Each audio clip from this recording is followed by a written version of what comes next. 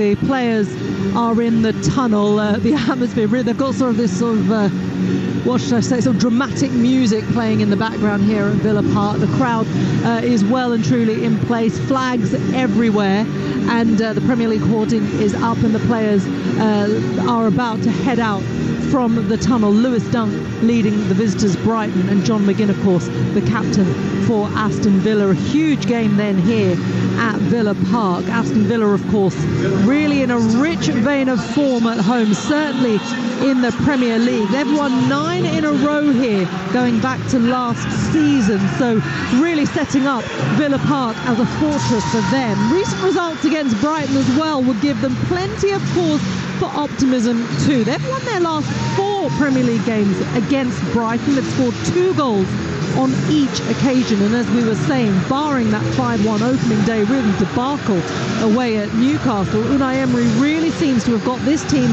back on track. But of course, so has Roberto De Zerbi. A fascinating counter awaits them between 2 sides who are knocking on that door of Europe. They're building for something bright, they're building for the future. Long-term plans are in place, and it should be a fantastic match here this lunchtime at Villa Park. Delighted to bring that to you live and exclusive on Talksport here. So let me hand you over to our commentary team as the teams line up along that Premier League hoarding.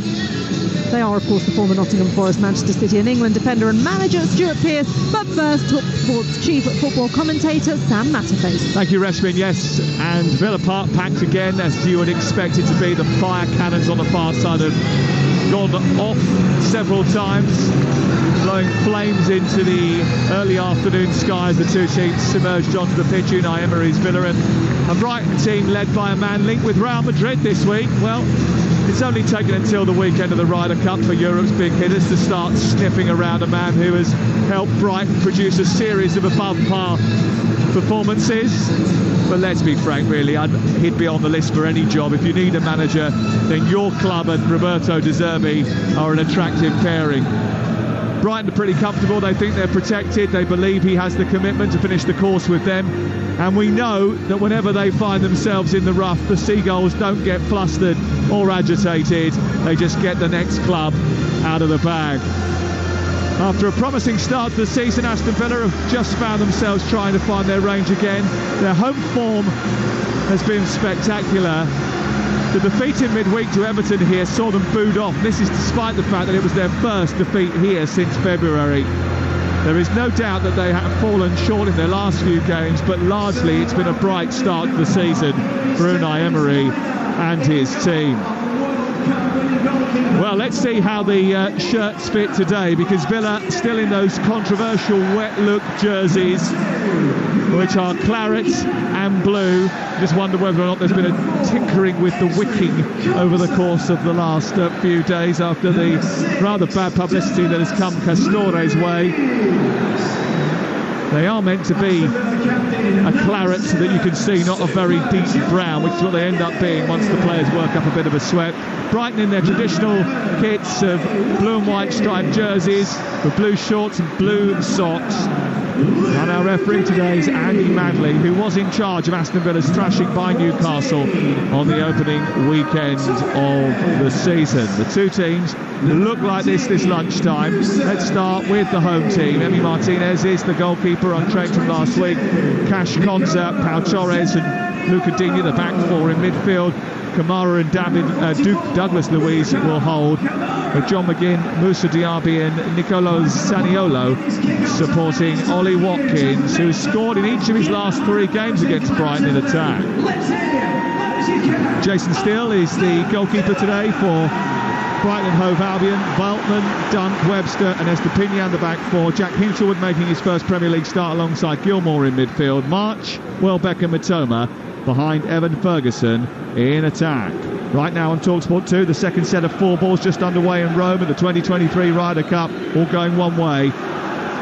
On the Talksport app, we've got commentary of the game between Southampton and Leeds from the Championship. And here at 3 o'clock, we've got Bournemouth against Arsenal for you. But it's the first meeting of Europe's wildcards first. Aston Villa against Brighton on the home of football, the wonderful Talksport. And it's one of those games, Stuart, that just looking at it, and you and I have discussed it privately, very difficult to call. It is. Whilst on a prediction, I thought Villa would just edge this by the odd goal, but I think it'd be a really, really tight game. And as you say, almost impossible. You would leave this one alone on the coupon. Ball is in midfield, and Gilmour drags it out towards the near side. He's got it back again and then pokes it forward looking for March, but he was on the stretch and Digne's come across, and up to halfway Villa come with the ball, and Zaniolo, one of the few with his shirt tucked in, moves down the left hand side. We are on shirt watch today just to see if they have changed the material that they've used to make these jerseys.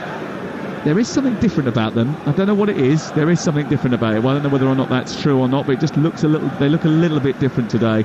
We'll try and keep focused for you. Here is Douglas Luiz out towards the far side. I mean, obviously, if you do sweat and the shirts hold water, it does make them heavier, doesn't it? I mean, even if it's just a kilo or two. Well, I think the whole idea to make players as light as humanly possible. They're athletes out there, you know, so to carry around a sweat-soaked shirt is not advisable.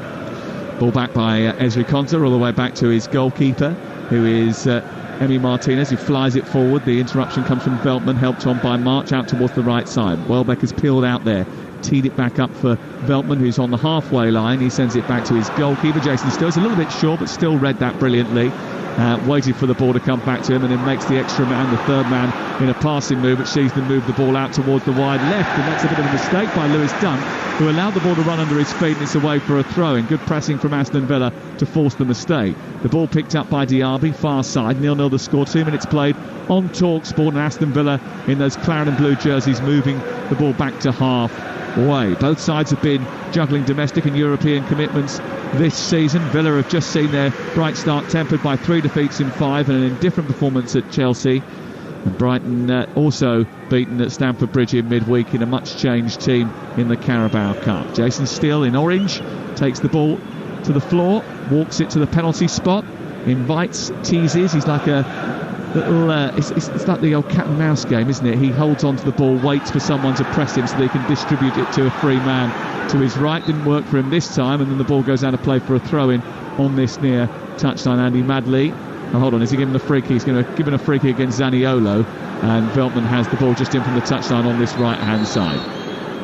What I don't understand about teams and strikers when they press, for me, Jason Steele's got the ball at his feet and not in a position to play the ball, you know, under his feet almost. And the strikers are 10 yards off and they're just looking at him, waiting for him to do something definitive.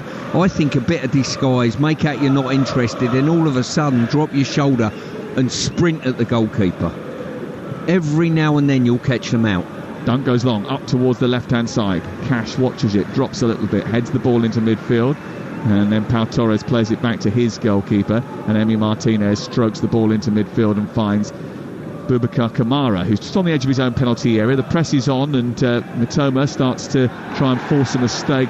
The ball goes back to Ezri Konsa, and Ferguson closes down Konsa. He's actually fouled. There is a game in the Championship today. Southampton playing down at St Mary's. Russell Martin under scrutiny because Southampton are on a 4 straight defeat, and there's been a goal early on for Ian Abrahams. 2 minutes gone. Southampton 1, Leeds 0. Adam Armstrong, the skipper, ball played down the right hand side, and as he came to meet Meslier, clipped it over him into the net. Southampton 1, Leeds 0. The commentary is on the Talksport app.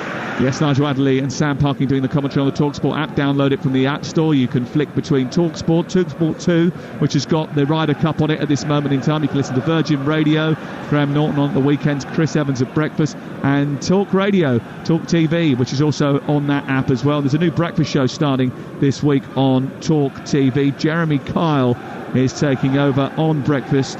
Talk Today launches Monday 6 o'clock. Jeremy Kyle and Nicola Thorpe. It's on Talk TV on channel numbers 3View 237, 522, Virgin Media 606, or it's on the app. The ball is on the halfway line, where it will be picked up by Purvis Estepinian for Brighton and Hove Albion, who have the ball inside their own half. And it's a cagey start from both of them because they both like to play similar-ish systems. They certainly do, and both teams, you can tell straight away that both managers have set their teams up to almost make sure the press is right. Don't let the opposition get into any form of stride, and it's almost man to man. in many ways, and both teams just sounding each other out at the moment, Sam. Just a little bit wary of one another, aren't they, Brighton and Aston Villa, as Dunk splits the two midfield players and plays it down the left for Kara Matoma. Matoma infield towards Ferguson, who tees it back up for Billy Gilmore, plays it to the right. Welbeck holds it up well, and then it goes back into the feet of Gilmore. Gilmore looks up, sees the run down the left of Estepinian, who's in behind the defence. He's one-on-one with the goalkeeper, and it's saved by Emi Martinez. And Estepinian, running in behind the lines, was picked out beautifully, and as he brought the ball down, he found himself just in front of Emi Martinez. It was a really good ball, that, from Billy Gilmore.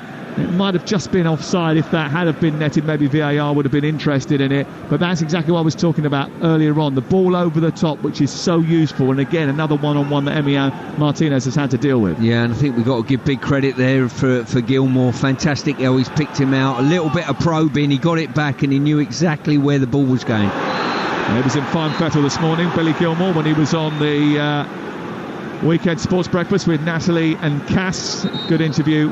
Although I think Cass was saying that maybe the humour wasn't there from Billy Gilmore, that Cass was trying to extrapolate, but then he realised that maybe it was a generational differential there.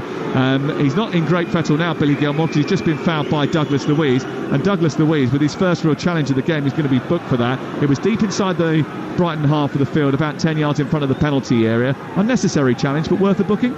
Well, I think he's trying to get to Billy Gilmore quickly to deny him space, and credit to Billy Gilmore, his first touch was brilliant. He helped it round the corner, and probably that talent just caught Luiz out. Was it worth a booking? The referee wouldn't have booked him. I think he got tipped off by somebody having watched the replay and saw the reaction of Gilmore. First yellow card of the game goes to Douglas Luiz, and it remains Aston Villa 0, Brighton 0, 7 minutes gone live on Talksport. Still draws Watkins inside his own 18-yard box, goes to the left-hand side. It's played infield. Hinchelwood plays it out to Hagan Ferguson, gets it back to Gilmore, who's so good under pressure with the ball, flies it out beautifully towards this near side. Good take by Veltman. Applied his try at Ajax for nearly 20 years, Veltman, man and boy. And then it goes into Welbeck on halfway, who sends it back to the heart of the Brighton defence, and Lewis Dunk. Welbeck spins down into the right channel. Wasn't spotted initially, gets the second one from Webster, but Pau Torres nips in, wins it back, and then Zaniolo tries to bring it down the left-hand side. Veltman, Gilmore, nearly found March. There was a foul on Veltman, free kick just short of the halfway line, and the Aston Villa fans aren't happy about the fact that it's a couple of times now Andy Badley's penalised their players for being just a little bit too aggressive. 0-0. I'll tell you what's impressive with Brighton, fantastic playing through the thirds, you know, little passes, little nipping, and that they tempt you on to them. Everton went to Brighton last year, West Ham went there this year and just said, you can have the ball, you can do all the nonsense you want to do in your own half, we're coming back here and you're coming on to us and we're going to defend nice and compact. And it'll be interesting to see how many teams going forward, the better that Brighton do, that say, we're not going to play your game. Ball out of play over on the far side. It's fascinating, actually, isn't it, when you look back at some of the matches over the last season and you see the pattern of victories against Brighton. That is the pattern, isn't it? Sit deep and try and strike, do a job on them. Doesn't always work, but it has done a couple of times. West Ham were the exponents of it, brilliant exponents of it the other week. Fouled by Boubacar Kamara on Billy Gilmore, just short of the centre circle inside opposition territory, and it was just a little bit late, that, from Kamara. It's going to be a free kick for Brighton inside Aston Villa's half of the field, in front of the or directed towards the Holt end, that two-tiered beautiful stand away to our right hand side that generates so much noise when it's in full swing. And Brighton have started relatively well. Estepinian trying to get it into Ferguson, great hold up play by him, trying to bully Torres, who needed a hand from Kamara to rob him off possession, and it's brought by Zaniolo over towards this near side. Challenge goes in from Veltman, timed it brilliantly, it goes out of play, it's away for a throw-in to Aston Villa, despite the fact that Roberto De Zerbi was protesting on this near touchline. Villa have scored in 9 of their 10 games this season. Brighton have scored 18, although Roberto De Zerbi did say yesterday in his press conference, yeah, we might be top scorers in the Premier League, but we should have had 7 more. Fair comment. Here is Emi Martinez clipping the ball forward up in towards the body of Watkins, who does well to win it, nods it down into Diaby, who takes on Estepinian, comes in for left-footed drive, blocked by Webster on the edge of the penalty area, repelled to halfway by Brighton, and it's back with Aston Villa over on the right-hand side of Matty Cash, the right full-back who scored at the Amex 18 months ago, scored twice against Burnley, starting to find a little bit of form in front of goal, actually 3 in the last 7 for Matty Cash, getting high up on that right-hand side. Quite remarkable, really, seeing as he only scored 4 in his previous 99 appearances. Pau Torres still just getting used to the speed of the Premier League game, I think. Just takes on Welbeck, then gets the ball back. Has it in the left full-back position, almost got dispossessed, but managed to evade Welbeck's challenge. Then has given it away, straight to Dunk, who read the pass, but couldn't do anything with it. It goes out of play. I think the way Brighton play and press, they really impress me. They go man for man. Their central defenders will go all the way, literally all the way into midfield. I think what Villa have got to do is tempt them out, but leave space for Watkins to gallop into the channels, because that is his game. That's what he loves doing. And the more space you can generate for him, the better. Douglas Luiz trying to get out towards the near side. Again, the Brighton press is on. They're forced back to the edge of their own penalty area. Pau Torres dribbles across the 18-yard line, lifts it into Boubacar Kamara, and Hinchelwood is right up his backside and won't let him move the ball anywhere near the halfway line, and Aston Villa just pressed inside their own half at this moment in time in the right full-back position. 12 minutes gone, Aston Villa 0, Brighton 0. Southampton lead Leeds over on the Talksport app by a goal to 0. And a goal courtesy of Adam Armstrong, who's put them in front, and it's a much needed goal for Russell Martin and his team at St Mary's. Later on today we've got live commentary of Bournemouth against Arsenal. That's live from 3 o'clock. The Ryder Cup continues on Talksport 2 throughout the course of the day, and we've got a whole day of football tomorrow from the Championship, the Premier League, the WSL. Here on the right hand side, the ball's been played forward by Kamara into Diaby, who skates into the box, cuts in on his left foot, runs into Traffix. And it was unnecessary, really, because he had so many options. He's kept hold of the ball, played a 1-2, got it back again, then found Douglas Luiz. McGinn tries to chip it over the top of the Brighton defence, which is now well set. And there's a bit of a waste of an opportunity that for Aston Villa, who got brilliantly down the right-hand side. Space to expose for Diaby after a really good straight ball down the right channel by Kamara, but he chose the wrong option and travelled infield into traffic, Stuart. Yeah, Diaby, really selfish play there. He done quite well, and then the ball was on to be slid just to the left-hand side, which he turned the opportunity to now down. Zanolio was on in acres of space, but he just turned that opportunity down, and then the chance was gone. Here is Douglas Luiz, midway inside the Brighton half of the field here, Villa, flicking the ball back towards Ezri Konsa, who's just signed a new long-term contract. He nudges it into midfield, finds Kamara, picked up now by Diaby. Diaby looking to spin and play it out wide to Matt Cash. Diaby has got it once again into Kamara, and then it's taken on by John McGinn. McGinn with a lovely ball down the right side, and Cash is getting forward. Watkins running in the centre, and Watkins taps it home. Ollie Watkins, the Seagull Slayer, once more. 4 goals in 4 games against Brighton. Scored last week at Chelsea. Scores this week in front of the adoring Aston Villa crowd with Villa's first attack. The dry run is over. Aston Villa in front at home again. It's taken just 14 minutes. A Cash assist, and Watkins banks another goal. Villa 1, Brighton 0. Yeah, once again, it's that left-hand side of Brighton's defence. On this side, Matoma has not gone with his runner, and Cash has done really well, just bumping off him, pulled it across the face of the goal, took the whole of the Brighton back line out, and Watkins knows exactly where to be when the ball flashes across the face of the goal. Referee just looking, checking this on VAR, but no, goal. Just checking the offside against Matt Cash. It was tight, but it wasn't that tight. But it was a rather excitable PA man announcing that Ollie Watkins is back on the score sheet again. It's his 5th goal this season, and he just has this habit of scoring against Brighton and Hove Albion. That's 4 goals in 4. And they are talking about a new contract with him as well. After, well, I mean, listen, Unai Emery's put all of his eggs in the Watkins basket, hasn't he, in terms of forward players? Well, to be fair, he's not a bad option. You know, he runs in behind, he comes and receives to feet. He's got a bit of everything, to be fair. Here is Douglas Luiz on this near side. And it wasn't. I think it was their first real proper attack, wasn't it, from which they've scored, Aston Villa. Well, maybe the Derby, when he should have got a pass away earlier, was a potential option. But you're right in what you said. First real clear one. Here is Hinshelwood, just left of the centre circle. He's under pressure from Kamara, goes down, wins the free kick on halfway. Ollie Watkins on the score sheet once again. And it's 1-0 to the home team. And they've had such a great start to the season, and such a great end to the season last year here. Unai Emery said yesterday he wanted to see his team fight all over the pitch against Brighton. Today he said we have to run more, we have to win more duels, we must be more organised than them if we're going to get anything from the game. Solly marches in behind, going towards the edge of the Aston Villa penalty area now. He twists and turns, he's got hold of the ball, he shifts it on to Mitoma, then looks for the return, but it's cut out by Matt Cash and taken away down the right hand side. But it's the second time now that they've got in behind Brighton and had a real opportunity and haven't taken it. 16 gone on the counter. Come Aston Villa, game livening up a little bit now. Out on the left is Zaniolo, who drops the shoulder and goes one way then the other. It was well watched by Veltman, good defending, then the foul by Zaniolo, pretty soft inside the box, gives a free kick to Brighton, and it remains 1-0. Stuart Pearce.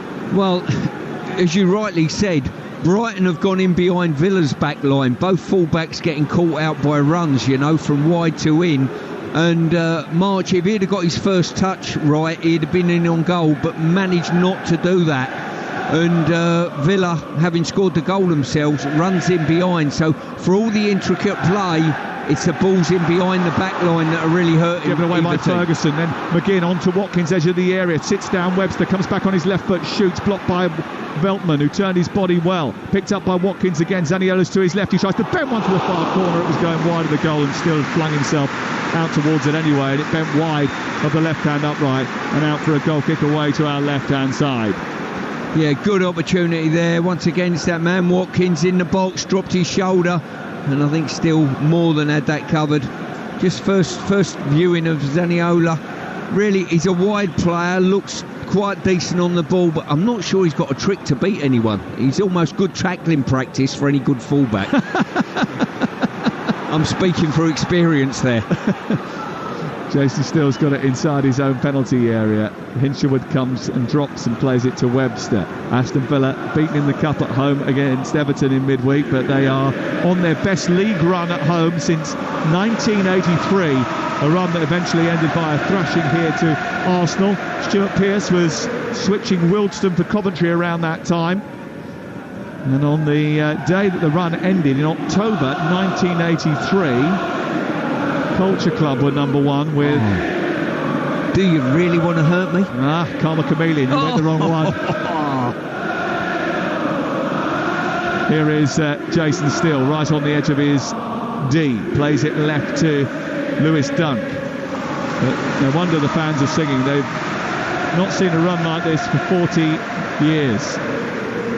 Here is Webster into Gilmore. Down the right it goes for Solly March, and March was again running into the right channel. He was never going to get the ball, but there was a foul perpetrated on Welbeck as the ball was released, and as a result of that, a free kick's been given on the halfway line. It was Torres. It was a ridiculous challenge, and how the referee has booked the earlier one from Douglas Luiz and let that one get away.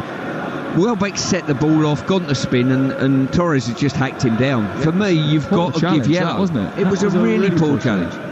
Now Torres is at the heart of the Villa defence. Mitoma over on the left, taking the ball in from the left touchline, cuts in past one challenge, runs into Boubacar Kamara. Webster's going to react quicker than anybody else to this and keep Brighton in possession, just left of the centre circle. It's now with Lewis Dunk. 1-0 to score to Aston Villa here, live on Talksport this afternoon. Remember later, Bournemouth against Arsenal. Arsenal looking to continue putting points on the board. Bournemouth trying to find their first win of the season.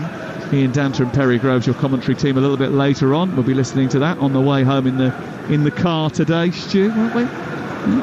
You're right to give me a lift, by the way. There's a train strike. Not a problem at all. I've got problems myself. I've got to get into London for a gig this evening, so... yes, yeah. Were you 100 Club? 100 Club tonight, yeah. Of course you are. Should be good. Here is Estepinian, infield towards Hinshelwood out wide to Mitoma. Mitoma once again, who comes in from that left flank. He's seen a lot of the ball. Matoma's picked the ball up. He's running behind and got him behind Cash already, and he's taken him on a couple of times. And you can tell by the body language of Cash, he's very, very uncomfortable. For me, the key to Brighton at the moment, keep feeding Mitoma out wide. Ball turned over by Aston Villa, quickly on from Diaby to Watkins down the left channel, cuts in on his right foot, skips past two challenges, right foot, draw towards the near post. It's another brilliant Ollie Watkins goal. What a finish that is, down at the near post. The goalkeeper was going the other way.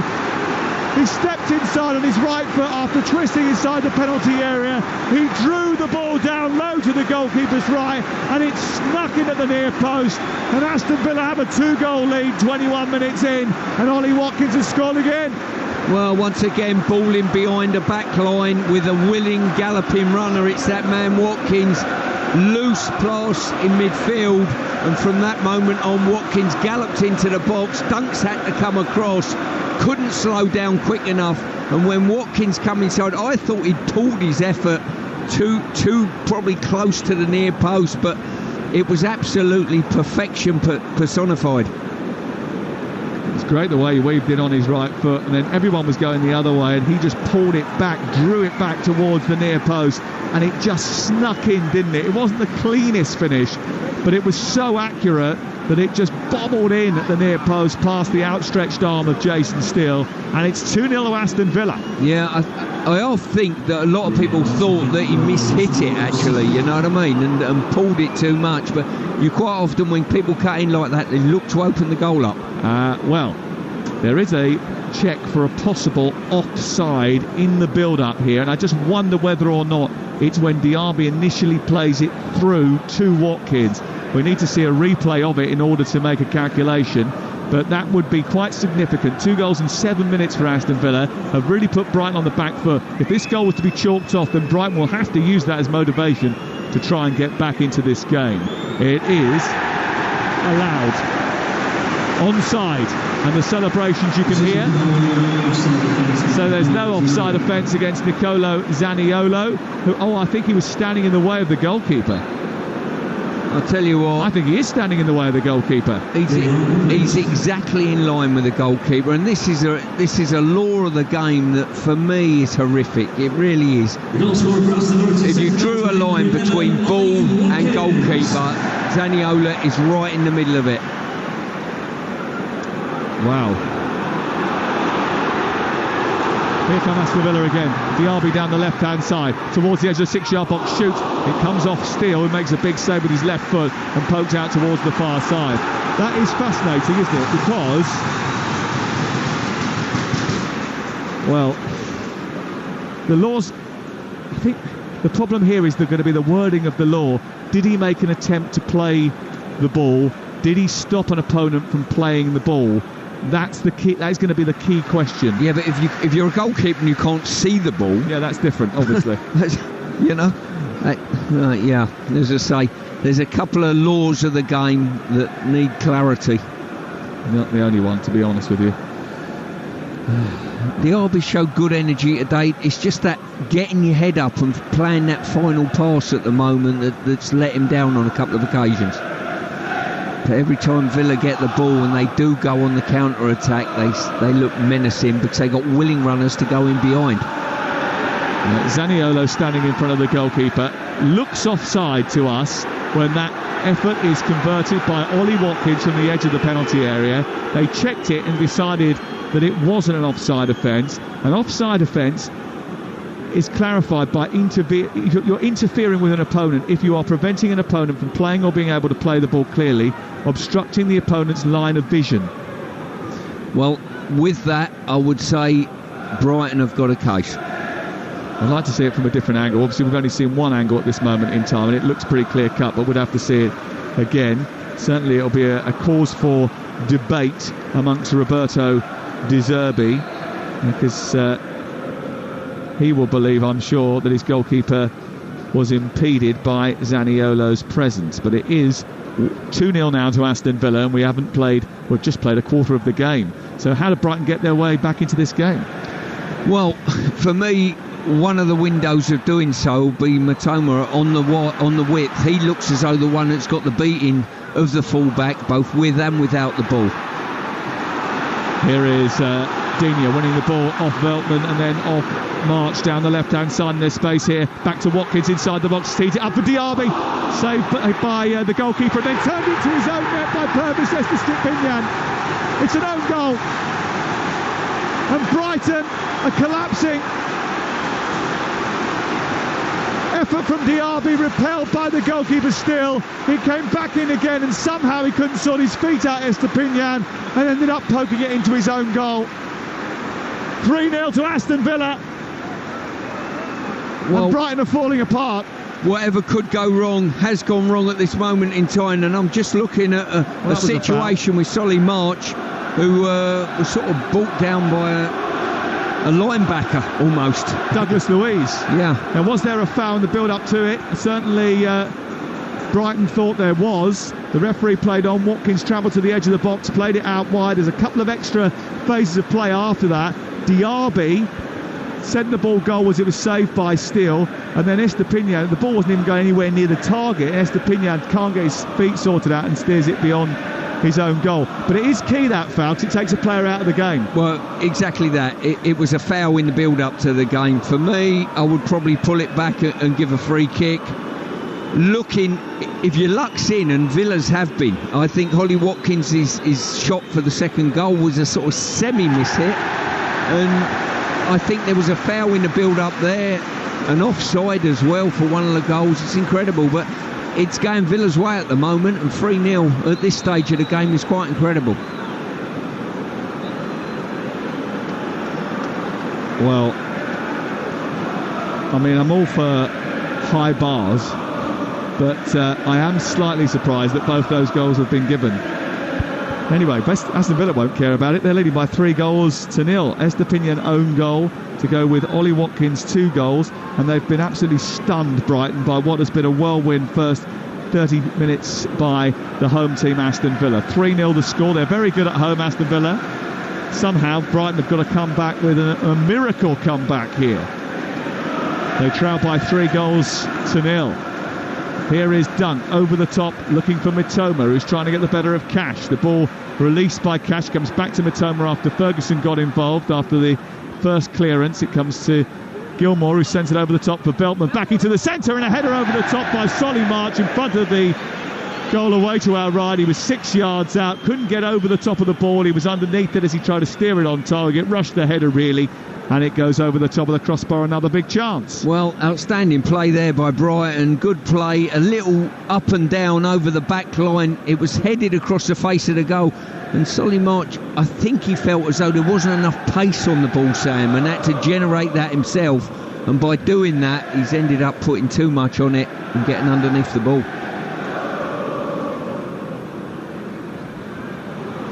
Ball out of play on this near side. It's about 5 yards inside Aston Villa territory. And it's Joel Veltman who throws it forward into the chest of Welbeck. On to Ferguson, who gets it back to Welbeck down the right-hand side. He places the ball towards the near corner. The offside flag had gone up. Wouldn't have counted anyway. But he was pretty confident, I think, that he was in an offside position. The referee allowing play on, and then eventually pulling it back for an offside against the former England man. You do get the feeling the game's not over yet. If Brighton were to get on the score sheet before half-time, there's every chance that there could still be further goals in this game. It's never over against a team like Brighton, who can dominate the ball like they do. You know full well the next goal's so vital, and probably from Brighton's point of view, they're going to have to score their first goal before half-time to make this game change. I think the only way that Villa will seed it is if they sort of keep trying to press on to Brighton. They could almost say, no, you can have it now in your half. There's been a little bit of naivety about Brighton, especially in the middle of the park. They've given away a free kick here, which has led to another Aston Villa opportunity. It was a back pass by Hinshelwood, and then I think it's Estepinian just steps in front of his man and strong arms McGinn off the ball. Is that a foul? No. I think if Estepinian would have come across the face of him and ended up body checking him, I would have said no, but I think he was in that area anyway. I think it's a tough call, that one.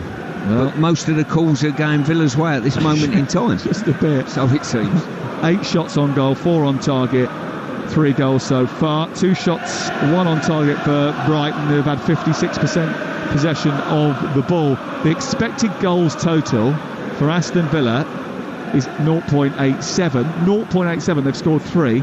And the expected goals total for Brighton is 0.84. Which sort of gives you a reflection of the fact that Aston Villa have been incredibly ruthless with the chances that have come their way. Here is McGinn.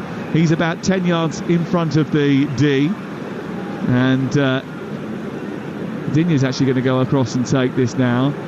And Watkins just putting pressure on Webster, making sure that he hasn't got room to manoeuvre. And it's quite a high line, this, from Brighton.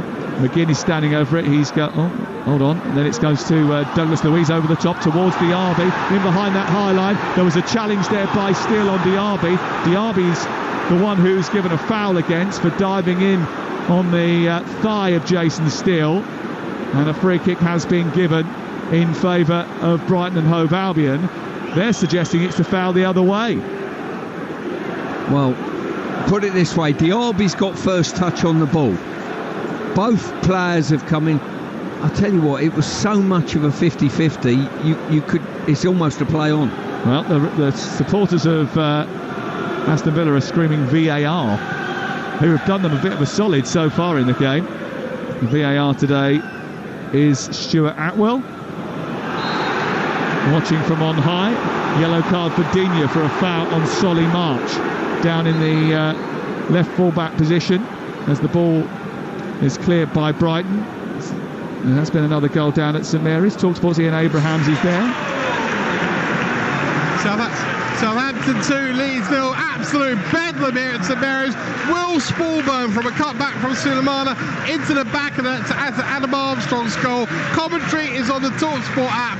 It's Southampton 2, Leeds 0. Well, Leeds have started the weekend in 6 after a bit of an upturn after taking just 2 points from their opening 3 games, but they've bumped into a Southampton team who fancy it this afternoon, and they already lead by 2-0 over on the Talksport app. Commentary with Nigel Adderley and with Sam Parking. And if you want to download the app, you can access that. The Ryder Cup action on Talksport too. There's Talk TV on there. There's also Virgin Radio. And whatever you need, the Talksport app, just download it. You can flip between all the stations from the top. You can even watch White and Jordan on that app now, which is particularly good. Here is John McGinn, deep inside the Brighton half. He turns it back to halfway and Pau Torres. 3-0 to Aston Villa here. And Digne being chased back by Solly March. Ball goes out of play on halfway. It's an Aston Villa throw. Has it been a 3-0 game? No, I think it's been an even Steven game. But what has happened, the defining moments are, for me, 50-50 decisions have gone Villa's way that have resulted in goals.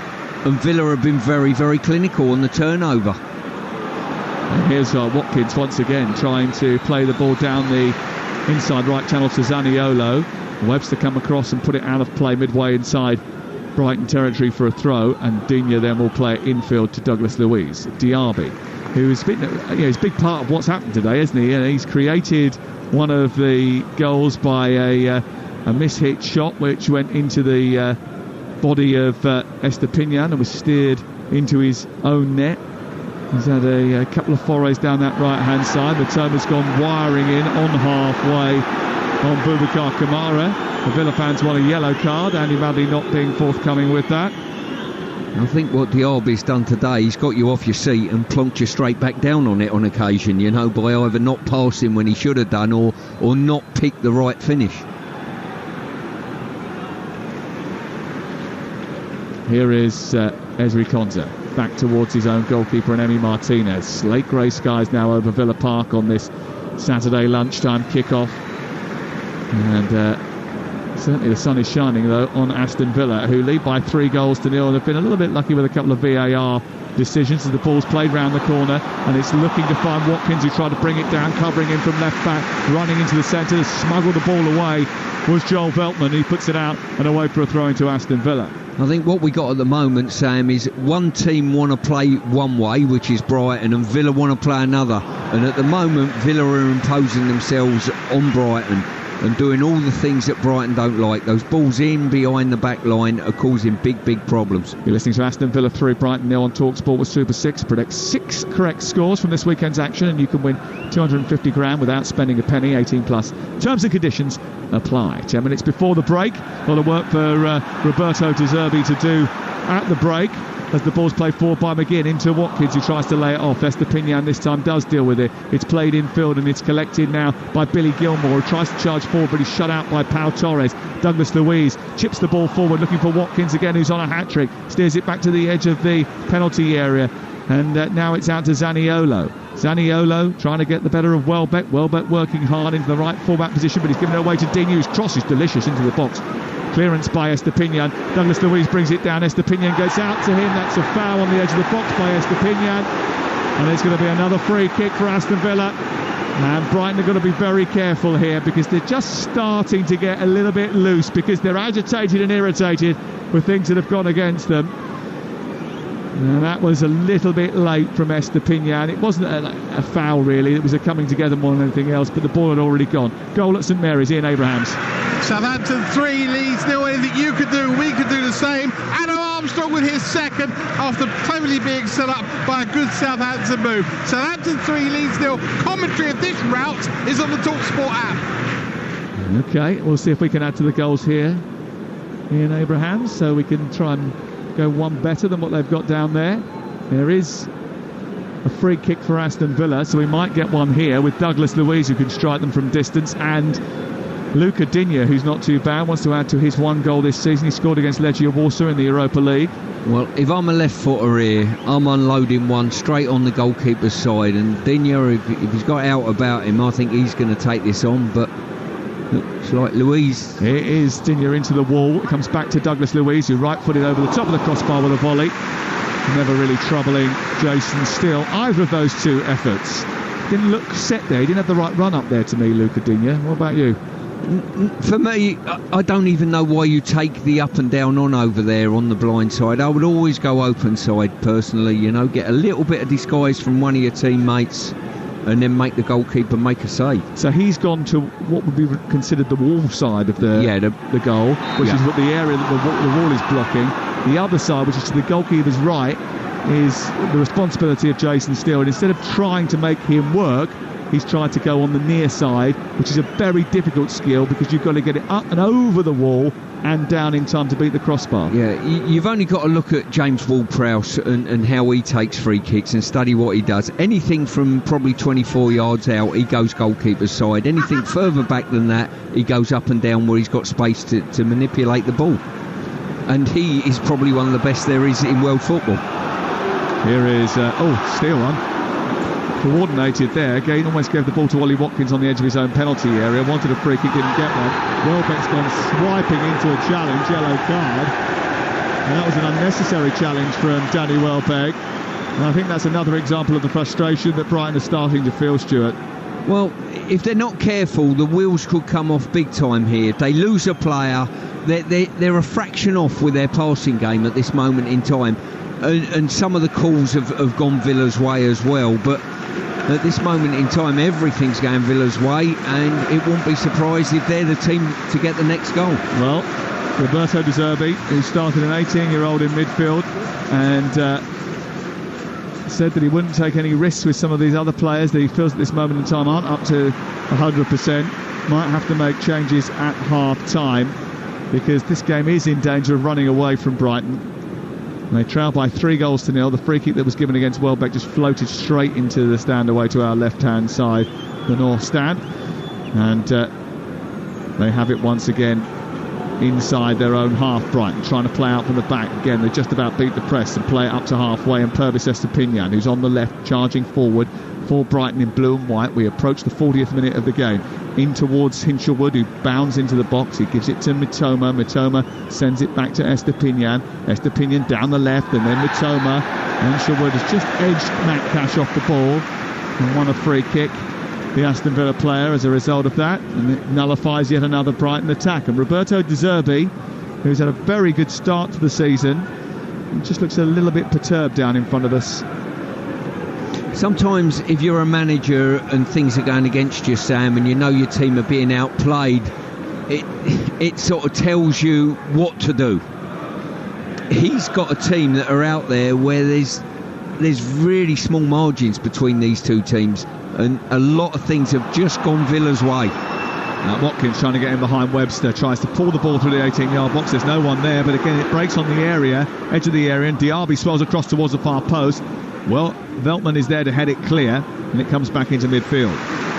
Aston Villa lead Brighton by 3-0. Brighton at this moment in time need a miracle to try and fight their way back.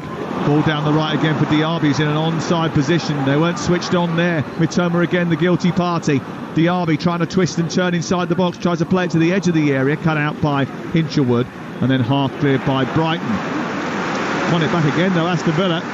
Bossing the game now, full of confidence, knowing the scoreline gives them a little bit of margin for error. And with 5 minutes to go before half-time, this is threatening to get worse for Brighton. It certainly is. Villa are almost running over the top of Brighton physically. I think they're winning too many of the challenges. Brighton's clinical football is just off a fraction at the moment, and the longer the half goes on, the more their confidence seems to be being eroded. You and I were just looking at the two teams as they walked out side by side, and I said to you, Aston Villa just a little bit physically bigger than Brighton. Is that a key factor? Does that make a contribution? It does at this stage of the game, where, you know, Villa have got their tails up and Brighton are just a fraction off with their passing. Mitoma down the left, played in by Ferguson. Wants the return, Ferguson inside the area. It's played down the left channel looking for Welbeck, but it was not right from Mitoma. He just swiveled and played it just a little bit off, and that's been the situation, isn't it? It's been just a little bit off. Played it down the left channel, looking for the run of Welbeck. He played it right foot, is too heavy, and it goes straight behind and away for a goal kick away to our right-hand side. Would you make changes? What changes would you make if you were Roberto De Zerbi? Well, to be fair, I don't think his team have done that as badly as the scoreline might reflect, but at this moment in time I don't see a way back into the game for them, if I'm being honest with you. The youngster in midfield might be one of those that you go to and think we're going to have to make a change there, definitely. It's a difficult one. Difficult one for people to come onto as well, isn't it? You know, try and make an impact in the game. Well, and sometimes, Sam, you have to make a change to make a statement at half-time, so it wouldn't surprise me if the scoreline stayed the same in a couple of minutes. At half-time he comes out and he's made 2 or 3 changes. Kamara weaving his way past traffic and getting out to the right wing position, plays it up towards Watkins. McGinn's made a run through the centre, ball over the top, and chasing it is Zaniolo, trying to get the better of Veltman, who moves across him. Zaniolo just saw him come across his path. Free kick goes against the Italian. Summer signing from Roma. Once again, this is what's happened in the game. It was a foot race between Veltman and Zaniolo, and Veltman's decided, I'm not chasing the ball, I'll tell you what, I'll just cut across his path and go to ground, you know, and referees sadly fall for that. 2 minutes before half-time. Ferguson trying to hold the ball up for Brighton. Foul by Ezri Konsa. He gives the ball straight back to Brighton and move the ball upfield now and play it in towards Danny Welbeck. They work it wide towards the right. Chance to come forward now. Joel Veltman looking up. Didn't see an outlet there. Eventually March made a run, but it was a bit too late. And then Billy Gilmore plays it out towards Veltman on the near side, and Brighton keep possession and go all the way back to Adam Webster in the heart of the defence. And the Seagulls on the far side look stunned, don't they? They certainly do. Well, the worrying thing is probably the 11 on the pitch looks stunned. I think the scoreline is the thing that's really caught them out. We knew it would be a tight game between both teams, but Villa have been clinical. Mitoma trying to run in behind Matty Cash, who reads it, puts it straight out of play and away for a throw-in. Brighton want to get things moving quickly, needs an outlet, Mitoma, and one of those bursting from midfield is Hinshelwood. Comes back into Gilmour centre field inside Villa territory. Back out to Veltman. Veltman now onto the right wing position, looking to try and take on the full-back is Solly March. Hasn't seen much of the ball. Left-footed, tries to drift infield, gives it to Estepinian. Estepinian pokes it wide, didn't come off and didn't find Mitoma. So it's half cleared by Villa. Dunk intercepts before they can get away. The offside flag is up anyway, and it's going to be an Aston Villa ball, and things just aren't going Brighton's way. Nothing is quite clicking for them. There's going to be 4 minutes of added time at the end of the first half. The first half, which actually was pretty even till Ollie Watkins scored after just 14 minutes of this game. He doubled his advantage after 21 minutes. The discussion will be whether or not Zaniolo was standing in an offside position in front of James Steele, Jason Steele, as a result of that. There was a VAR check, but the VAR, Stuart Atwell, deemed that he wasn't in his line of vision. And then in the build-up to the third goal, which was an Estepinian own goal, couldn't sort his feet out and ended up diverting it beyond his own goalkeeper. There was a foul on Veltman by Douglas Luiz in the build-up to it, but the referee deemed, or the VAR deemed, that it was not significant enough, wasn't clear, wasn't obvious, or was too far back to affect the outcome that subsequently befell Brighton and Hove Albion. Yeah, I think all we've gathered from this first half of football is there's a lot of grey areas in football still. Yeah, I think probably if one of those calls had gone in favour of Villa and the other one had gone in favour of Brighton, you could have probably would have accepted it. I think the fact that both of them look to be quite divisive, it's going to be difficult to take. I remember seeing Brighton get beat at Tottenham Hotspur. They lost the game 3-1. I think they had a goal chalked off when it shouldn't have been. Oh, that's brilliant from Watkins, taking the ball out of the sky. Goes down the left of Veltman, sets up Diaby, blocked by Dunn, comes back to Zaniolo. His shot is blocked by Gilmour. Digne back into the area, it goes to the far side, and now it's with McGinn inside the box, trying to flip it towards the near side, hits the chest of Dunk, who blocks it once again, and then it's cleared by Brighton, who look a little, oh dear, Solly March couldn't control it and he's air kicked the ball. They look a little bit out of sorts here. Digne playing against March, winning a throw-in on this near side. I was just referencing a game against Tottenham where I think they lost the game 3-1, but I think two of the Tottenham goals shouldn't have been given, and one of the Brighton goals that was disallowed shouldn't have been chalked off. That was last season. They felt hard done by. But this will be a similar feeling, but not entirely accurate, because since the goals have gone in, completely dominated by Aston Villa, I think. Kept the ball in down this left-hand side. They've given up Brighton, and Douglas Luiz has chipped it in towards Zaniolo, whose left-footed shot just sort of spins off the top of his boot and into the arms of Jason Steele. But that was a prime example of Brighton just completely ceding control to Aston Villa. They switched off and allowed Luiz to chase it into the right corner, and no one went with him. Well, I mentioned earlier about Veltman decided to step across Zaniolo and buy a foul, if you like, and he let the ball run twice. One didn't go out of play, and the other one, the opponent got there first again.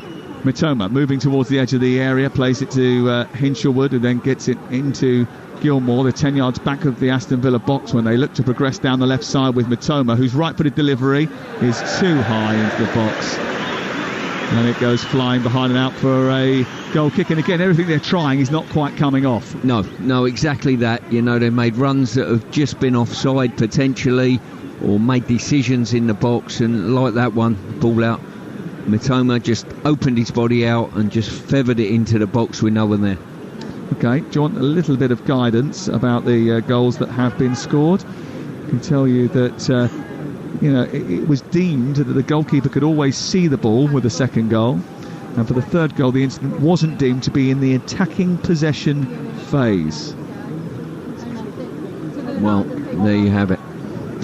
Listen, I think what happens is what footballing people think should happen, and how you can word the laws of the game to fit the incident are two different things. I really do. So the thing about the last one, right, which is the third goal, the incident wasn't deemed to be in the attacking phase. I understand where they're coming from in that stuff happens. in the aftermath of that particular incident, right? But that incident happens and takes a player out of the Brighton defence. So therefore it has an immediate and consequential knock-on effect as to what happens inside the penalty area in the 10 seconds that then come afterwards. I totally agree. So do you think it should have been pulled back for a foul? Of course I do. Okay. There is a breaking play here for an injury which has happened on the halfway line. We're just waiting for that to be dealt with. It's Joel Veltman who's got a bit of a head problem. For the second goal, they say he couldn't see it. Now, we've only seen one replay from the side, and from the side, it does look like Zaniolo is directly in his eye line. I'd like to see it from behind. I would say any player that is between the goalposts in an offside position should always get flagged as offside. Because we'll put it this their way. presence puts you off. Right. You're getting a lift home today from Sal. If Sal is driving down the road and there's a child stood on the edge of the pavement, that child is going to be in his eye line. Yeah, you're conscious of his presence. Exactly that. Well, there are a couple of bone of contentions for you as we go in for half-time. Not quite a 10 out of 10 performance from Aston Villa, but unless Brighton can sort themselves out very quickly and come up with a miracle comeback, it will be 10 wins from 10 in Premier League home matches for Aston Villa, who lead at the break thanks to 2 goals from Ollie Watkins and an own goal from Estepinian. It's Aston Villa 3, Brighton and Hove Albion 0.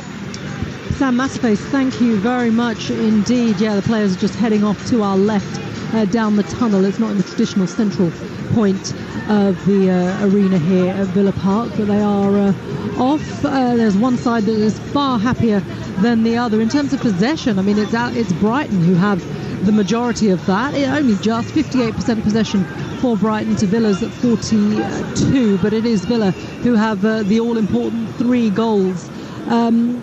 We've talked about, I know you and Sam discussed in length there, the VAR decisions that were made and what you thought of that. In terms of what we've seen on the pitch then, does the scoreline reflect the efforts of both sides?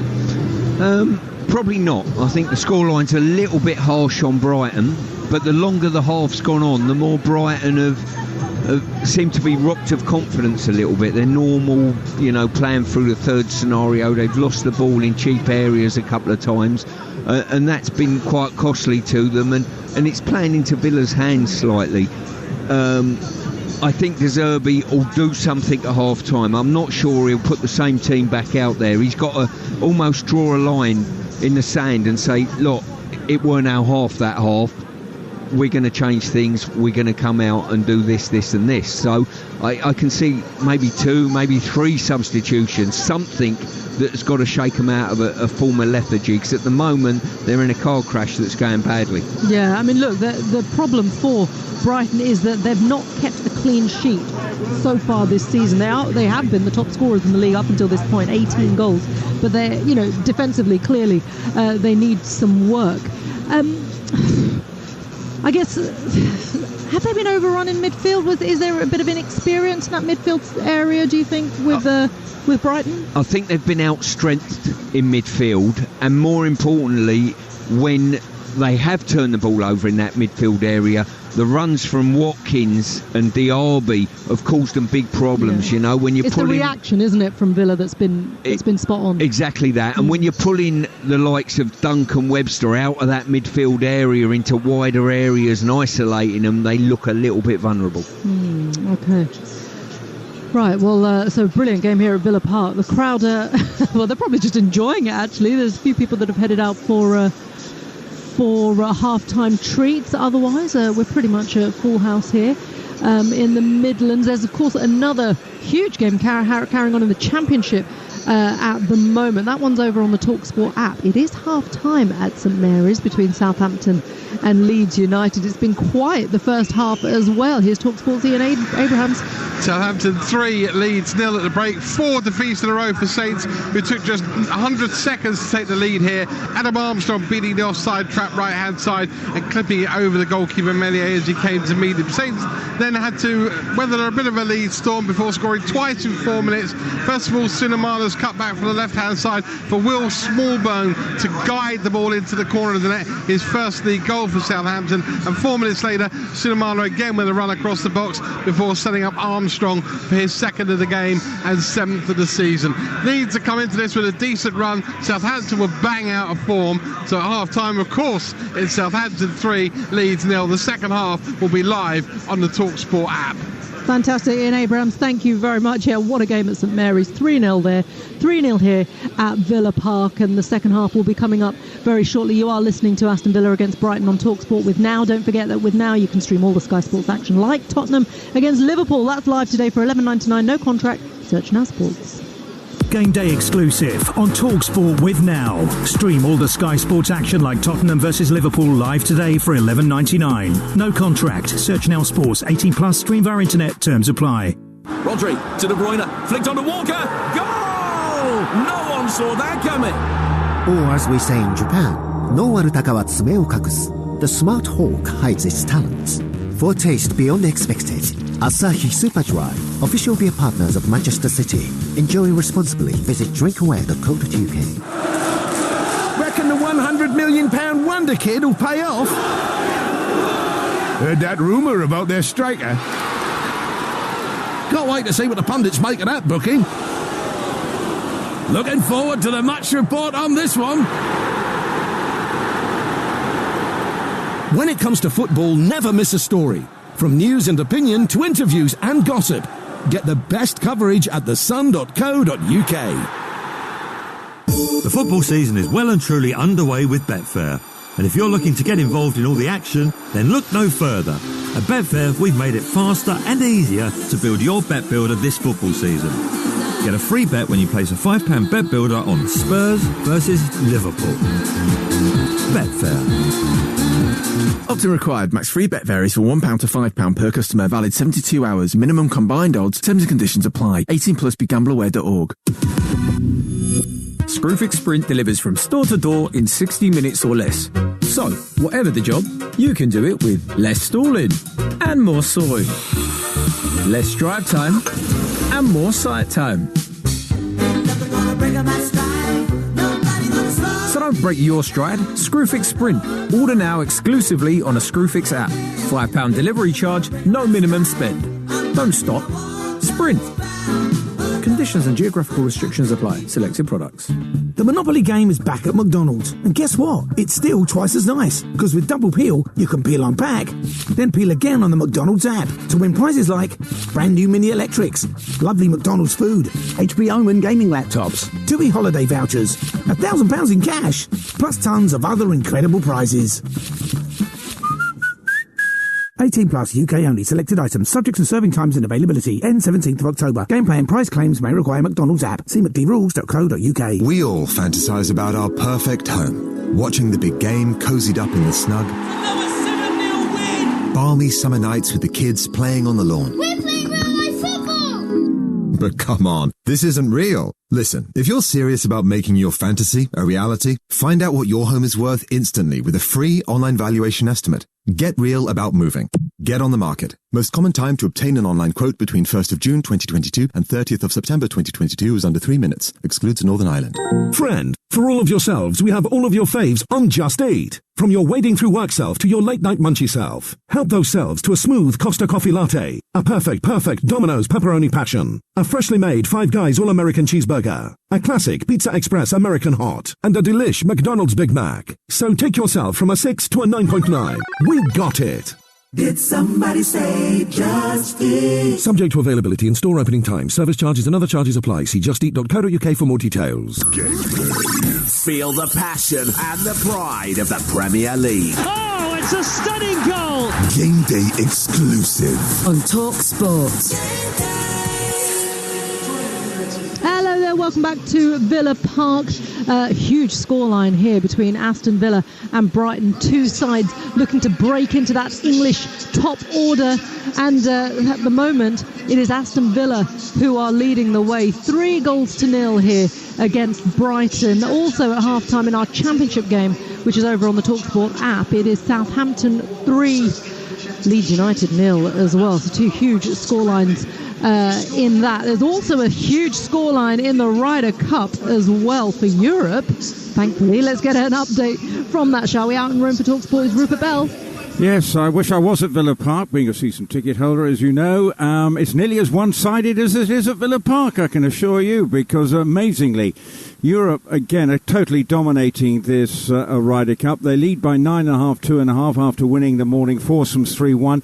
But there is a brief flicker from the Americans. They are showing some fight when you think that earlier we'd seen Scotty Scheffler and Brooks Koepka lose horrendously in their foursomes match, 9-7. But in the afternoon, they are up in 3 of the 4 four-balls. With Sam Burns, who was a bit of a villain of the piece yesterday, really enjoying himself this afternoon, playing alongside Colin Morikawa. They're 3 up against Hovland and Aberg, and Max Omer and Brian Harman are up against Tommy Fleetwood and Nicola Højgaard, 3 up. Justin Thomas and Jordan Spieth are 1 up in their match against Rose and McIntyre. That's after 5 holes. The one bit of blue on the leaderboard at the moment is being supplied by Rory McIlroy. An excellent birdie at the 4th hole has put him and Matt Fitzpatrick 1 up against Cantlay and Clark. But at the moment, America just need to win this session. They need to win it convincingly if they're going to give themselves any hope of retaining the Ryder Cup. Yeah, indeed. Rupert, is this a point where the USA could be dangerous? Is this the most kind of tricky part of navigating it for Team Europe going into the next rounds? I think you make a point, because actually Europe have been so dominant, and maybe they've just let the air out of the balloon a little bit, because even if America win this session 3-1, they will only have 5.5 points, and no team has ever come back from that far behind. We've seen 10-6 on 2 occasions, Miracle and Medina, and then in 1999. So you're asking for something extraordinary to happen. But if they win all 4 four-balls, then they'd have 6.5 points, and then maybe then we're back to game on. But hopefully, from a European perspective, that won't happen, and there'll be no comeback from Brighton. Yeah, we don't need that, do we? And you can bask in the glory of Aston Villa for now as well, even though we do have 45 minutes left. Rupert Bell, thank you very much indeed. OK, this is Game Day exclusive on Talksport. We're going to continue to look ahead to this weekend's Premier League action with Super 6. The Talksport Match Predictor with Super 6. Play for free. Predict 6 correct scores for the chance to win £250,000. Get your entries in by 3 p.m. today with Super 6. 18 plus terms and conditions apply. OK, each week we'll be discussing games that are featured within Super 6. For those of you that aren't familiar with Super 6, it's a free-to-play football game where you can win huge jackpots through your own knowledge. Simply predict 6 correct scores to win the jackpot. This week it's £250,000. Even if you don't manage to get 6 correct scores, there are more ways to win, with a guaranteed 5k up for grabs every single round if you get the most points, and plenty more besides. Stuart Pearce, we're going to quickly run through the final games on our list today. We're going to start with our exclusive Talksport commentary match, which follows us here on Talksport. Bournemouth against an injury-hit Arsenal. What are you going for this one? Well, you've told me all morning Arsenal can't score a goal. On the back of that, I think they'll get 2. No reply from Bournemouth. So it's a 0-2 for me, that one. 0-2 for you. OK, well, over 350,000 of those think Mikel Arteta's side will win 2-0 at Bournemouth, with or without Bukayo Saka and Declan Rice. Meanwhile, Manchester City travel to Wolves. What's your Super 6 prediction for that one?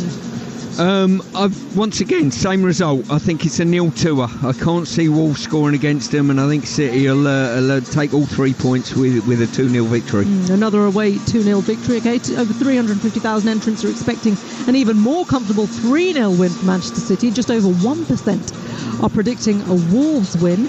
And finally, Manchester United host Crystal Palace. Adrian Durham will host Game Day Live from Old Trafford. What's your Super 6 prediction for that one then, Stuart? Which one was that? Sorry. It was United Crystal Palace. I'm going for a 1-1. Exactly. I was airing on United, but I've ended up going for a 1-1. I think Royal set them up, be very tough to beat, and I think an early goal from Palace with a late equaliser from United. Yeah, interesting, that one. Palace will certainly have something to say, won't they? Because the same game ended 3-0 on Tuesday, of course, in the Carabao Cup. That one was live on Talksport. Over 50,000 players are currently on this scoreline as well, though. OK, that is all thanks to Super 6. And don't forget, Super 6 has set up its very own Talksport League. You can sign up on the Super 6 website or app using the code TALKS6. That is TALKS6, where you can also win £100 for topping the league every single round. Get those predictions in by 3 p.m. today. 18 plus. Terms and conditions apply. The Talksport Match Predictor with Super 6. Play for free. Predict 6 correct scores for the chance to win £250,000. Get your entries in by 3 p.m. today with Super 6. 18 plus. Terms and conditions apply. Perry Groves is at the Vitality, the former Arsenal and Talksport, Arsenal winger, I should say, and Talksport co-commentator for Bournemouth against Arsenal, which is our 3 p.m. kickoff. Hello, Perry. Hi, Rashmin. How are you? Very well, thank you. Just saying, the players are heading out here, so I'm going to quickly ask you about Mikel Arteta and these injury woes. I mean, how much do you think Mikel Arteta will have one eye on the Champions League this week? I think he's in a casino in Vegas and he's just giving a double bluff. I think that obviously he said there's a few injuries. The only one that you know are definitely going to be out are going to be Duran Timber and Thomas Partey with knee and groin injuries. All the other ones are little knocks or kicks, or slight muscle injuries as well. So I think definitely you'll see Bukayo Saka. He's played the last 86 Premier League games on a trot for Arsenal, which is incredible. So I think he'll want to continue that run. So I just think it's Mikel Arteta playing typical Arteta games. Typical Arteta game, and Andoni Iraola is still looking for his first win as a Bournemouth manager. Should be nice to see them two reuniting as well. Have a good one, Perry. Enjoy the Vitality. That's Perry Groves, of course, former Arsenal winger and Talksport co-commentator for Bournemouth against Arsenal. That follows us exclusively on Talksport at 3 p.m. Here, though, at Villa Park, the players are out on the pitch. They're about to kick off the second half, so I'll hand you back then to Stuart Pearce, but first, Sam Matterface. 3 changes for Brighton and Hove Albion. Ansu Fati for Ferguson, João Pedro for Welbeck, and Tariq Lamptey has gone to play left back in place of Pervis Estepina. So 3 changes for Brighton and Hove Albion, who are 3-0 down at half-time to Aston Villa. Aston Villa, who were the better team in the first half, especially after they went 3-0 in front. But 2 controversial decisions for the second and for the third goal, both analysed and rejected by VAR, will dominate the headlines, especially from a Brighton point of view, because although they haven't played as well as they would have hoped, 1-0 is very different to 3-0, and they will look to make an impact. What do you make of those changes? Fati, Pedro and Tariq Lamptey on. Well, I said at half-time, I think certainly Estepin going off, probably been balked, a couple of rash decisions, can understand that a little bit. I think Veltman's fortunate to still be on the pitch. I've got to say, I don't think he's done particularly well. He had to do something. He had to make a statement and draw a line under the first half with best way to do that with substitutions. He certainly do that. More importantly, I talked to Resh at half-time. If I was Aston Villa now, I would change the way we played as Aston Villa. Don't go and press the opposition, drop off, come back really deep into our own half and play a really, really counter-attack style of play, just to mix things up and not let Brighton used to what's going on during a game. So the teams look like this, with Aston Villa shooting from left to right towards the famous Holt end. Emi Martinez, the goalkeeper, Cash, Konsa, Torres and Lucadinha, who's been booked as the back 4. Douglas Luiz, who's been booked, and Boubacar Kamara as the 2 holders in midfield. McGinn, Diaby and Zaniolo behind Ollie Watkins in attack. For Brighton now, Veltman is the right back, with Dunk, Webster and Lamptey making up a back 4. Hinshelwood and Gilmour, the 2 holders in midfield, with March, Ansu Fati, João Pedro and Kaoru Mitoma as the forward players. And there's some raw speed and skill in that Brighton lineup now, but they've got a long way to come back. They've got a mountain to climb here, 3-0 down. And the controversy, and I've watched the goals back at half-time, I've seen the Zaniolo offside from a different angle, and I've shown you a still picture of that, and it does look that he's in the line of vision of the goalkeeper. And then the 3-0, there was a challenge on it. It was Solly March in front of us here that was fouled by Douglas Luiz, and then as a result of that, Brighton a little bit misshapen at the back and then concede. I think that one's more of a 50-50 than possibly the offside, but both those decisions I think controversial and will be poured over a little bit later on the full-time phone-in with Jamie O'Hara and Gabby Agbonlahor. I reckon that Agbonlahor will say that they're absolutely fine. 03717223344 with a number to call from 5:30. 2 minutes played second half. We haven't had much football. On the ball, Billy Gilmour has it. and Brighton have possession. Ollie Watkins was being told to wait on this near side, and the fans weren't happy about it, but he'd just received treatment, and when you receive treatment nowadays you have to spend 30 seconds off the pitch before you come back on. The idea is it just sort of deters anybody from spurious treatment to slow the game down. Zaniolo loses the ball on halfway, João Pedro picks it up and it goes back to Webster. So what about the players that actually get cleared out and have to go off the pitch? What message does that send them? You've been wronged, we're going to wrong you again. I'm a reporter of the laws of the game, not a writer. Here is Matoma on this next side, back towards the edge of the penalty area. Lamptey tries to get in front of McGinn and it's cleared away and up over the halfway line. Zaniolo's chasing and Veltman will get it back to his goalkeeper, Jason Steele. Aston Villa 3, Brighton and Hove Albion 0, live on Talksport. Later it's Bournemouth against Arsenal, live on Talksport. While on Talksport 2, the Ryder Cup continues. On the Talksport app, Southampton versus Leeds underway in the Championship. And then tomorrow, 1:30, Sunday session, will be round the grounds in the WSL, the Premier League, and in the Championship, plus the culmination of the Ryder Cup, all on the Sunday session tomorrow. Look forward to that. Alex Crook, Courtney Sweetman-Kirk, Perry Groves, and I. It's bumper, it's massive. 5 hours of fun Sunday afternoon. Come and join us. I think if I was Villa, I'd be very, very conscious of sitting back and trying to hang on against Brighton, because they're one of these teams, if they get a goal, the whole atmosphere in this stadium will change quickly. Pau Torres gives away a cheap free kick. João Pedro gets things moving, moves down the left-hand side. He's got Fati in the centre. He sends the defender onto his backside. It comes back inside the penalty. He's brought down, the ball smuggled into the goal by Ansu Fati, who walks away and cheers. And we may have a game on. João Pedro made it, and it ran loose inside the penalty area. There was claims of a foul inside the box. The ball ran loose and Ansu Fati turned it in. And Brighton and Hove Albion are on the scoreboard. Free kick quickly taken. João Pedro down the left, combined well with Mitoma, kept the ball in, steered it centrally. There was a mistake by Konza, and then the ball was played past the goalkeeper by Ansu Fati. Now, I think it was in when he kept it in. I think there was more of a foul. Was he in an offside position? No, there was a player off the pitch, actually. So John McGinn will be deemed on the edge of the pitch when the ball comes back to him. So McGinn is off the pitch, so his position is on the goal line.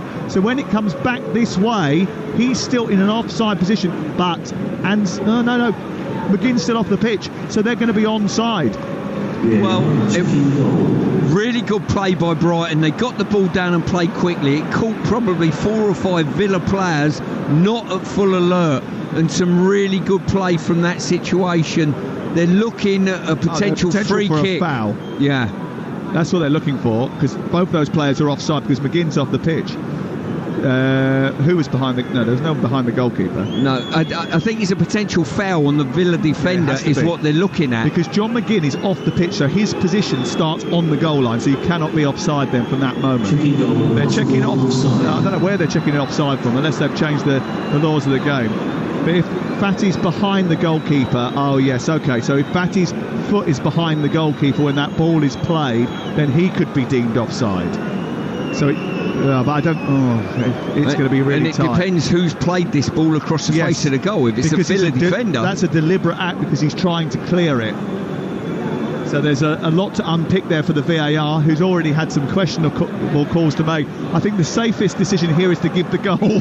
Well, put it this way.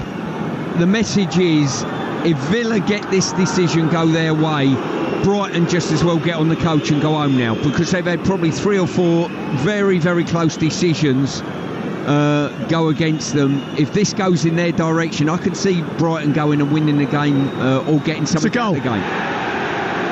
Yeah, I didn't think that there was much chance of that one being chalked off. Aston Villa 3, Brighton 1. Ansu Fati has his first goal in English football.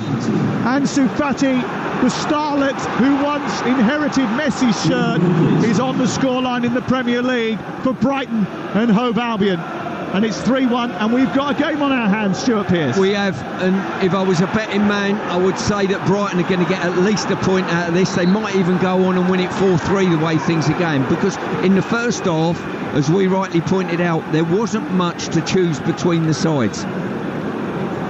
Fatty with the goal just after half-time. And that could change the face of this match. Free kick given, and a couple of free kicks, little niggly free kicks, have gone against Aston Villa at the start of this second half. And you just wonder, when that starts to happen, the mindset changes. João Pedro in behind the defence, gets the better of Konza, shrugs off Cash. He's got support to his right and to his left. He keeps hold of the ball well, goes on the outside, tries to take on Konza, who strong arms him off the ball this time. There's an offside flag up anyway. That offside flag could have gone up about 3 minutes ago. And the free kick has been given inside the penalty area anyway to Aston Villa, who lead by 3 goals to 1. And there's going to be a couple of substitutions, I think, for Villa. I've got to say, we've got a great game of football on our hands, aside from the laws of the game, which keep punctuating it. 1 minute and 43 seconds. A lot of people will ask, why does it take so long when there was a player off the pitch? As I said, when a player is off the pitch, his position on the pitch is measured as being on the goal line. So as a result of that, why is no possibility of an offside? It was because there was a faint chance that Ansu Fati's heel was behind the goalkeeper. That's what they were concerned of. It took a little bit of time to work that out, although it was pretty unlikely that was going to be the case. So yes, too long. 3-1 the score. Here we go. Let's see what happens over the next 40 minutes or so. Should be pretty entertaining live on Talksport. Ball out on the far side for an Aston Villa corner, and actually it's the first time really that Aston Villa have got inside Brighton territory in this second half. It is, as I say, Villa have come out a 3-0 cushion, and you're thinking the game's comfortable. What tends to happen is the team that are losing, they're sharp and focused, make changes, all of a sudden the game's totally changed. There's going to be a corner on the far side. Douglas Luiz to take it right-footed. He'll arc the ball in towards the near post. The run by Zaniolo towards that near post, but it's meant that there's a bit of a vacancy at the back post where it's easily headed away by Dunk. The ball works its way back out to Douglas Luiz, who tosses it straight back to the box, and it's caught by Jason Steele. And off go Brighton up the pitch down this left-hand side with Tariq Lamptey. A right-footed left-back. Came up with 2 assists the last time he played at left back. That was at Manchester United's Old Trafford just a couple of weeks ago. Brighton coming forward again. Ansu Fati getting on the end of this. Lovely touch by him to take it infield. He hits a little back heel into the path of Mitoma, and an offside flag is going to go up against Mitoma. I have absolutely no idea what Fati decided to do then. He's done brilliantly. His first control was great. He's gone in the box. Matomo's gone on his outside. Lay him a good pass. He's come inside, and instead of shooting or making the pass, he's trying to get clever and backheel it. No need for that. Zaniolo is off, and on comes Jacob Ramsey. Missed the start of the season because of an ankle injury, which he picked up when he was away with the England under-21s. A very talented player and a very popular figure here after coming through the academy.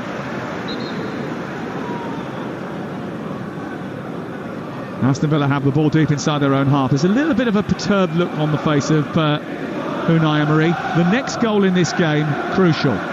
There's no doubt. I think that first goal was crucial. I really do. It's put Brighton on the front foot, chasing the game, and Villa have got to pick the tempo up of what they're doing. A yellow card for Ezri Konza for time wasting after he waited to take the goal, the free kick that had been given for the offside just moments ago, and then left it for Emi Martinez. And under the guidance at the start of the season, that is deemed as time wasting, and he's got a yellow card now. The third player out on the pitch in Aston Villa claret to have been given a booking. Ramsey snaps into a tackle on March inside the Brighton half of the field, but March wins the ball back from Digne, and he's starting to sprint away. He's got João Pedro to his right. João Pedro picks the ball up right angle of the penalty area, and then his cross is nothing short of dreadful. He overhits it from the right hand side first time, and it goes over the top of the crossbar.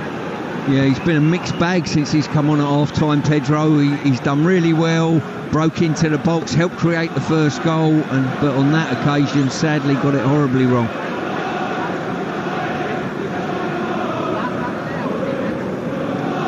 "58 minutes gone, 3-1.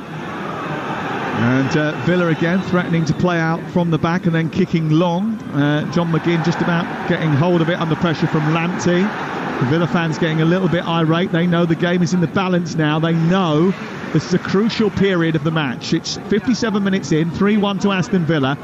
And Brighton, any other team you'd write off at this stage, but Brighton have got a goal back. They've won a free kick on halfway, and they are putting the pressure on.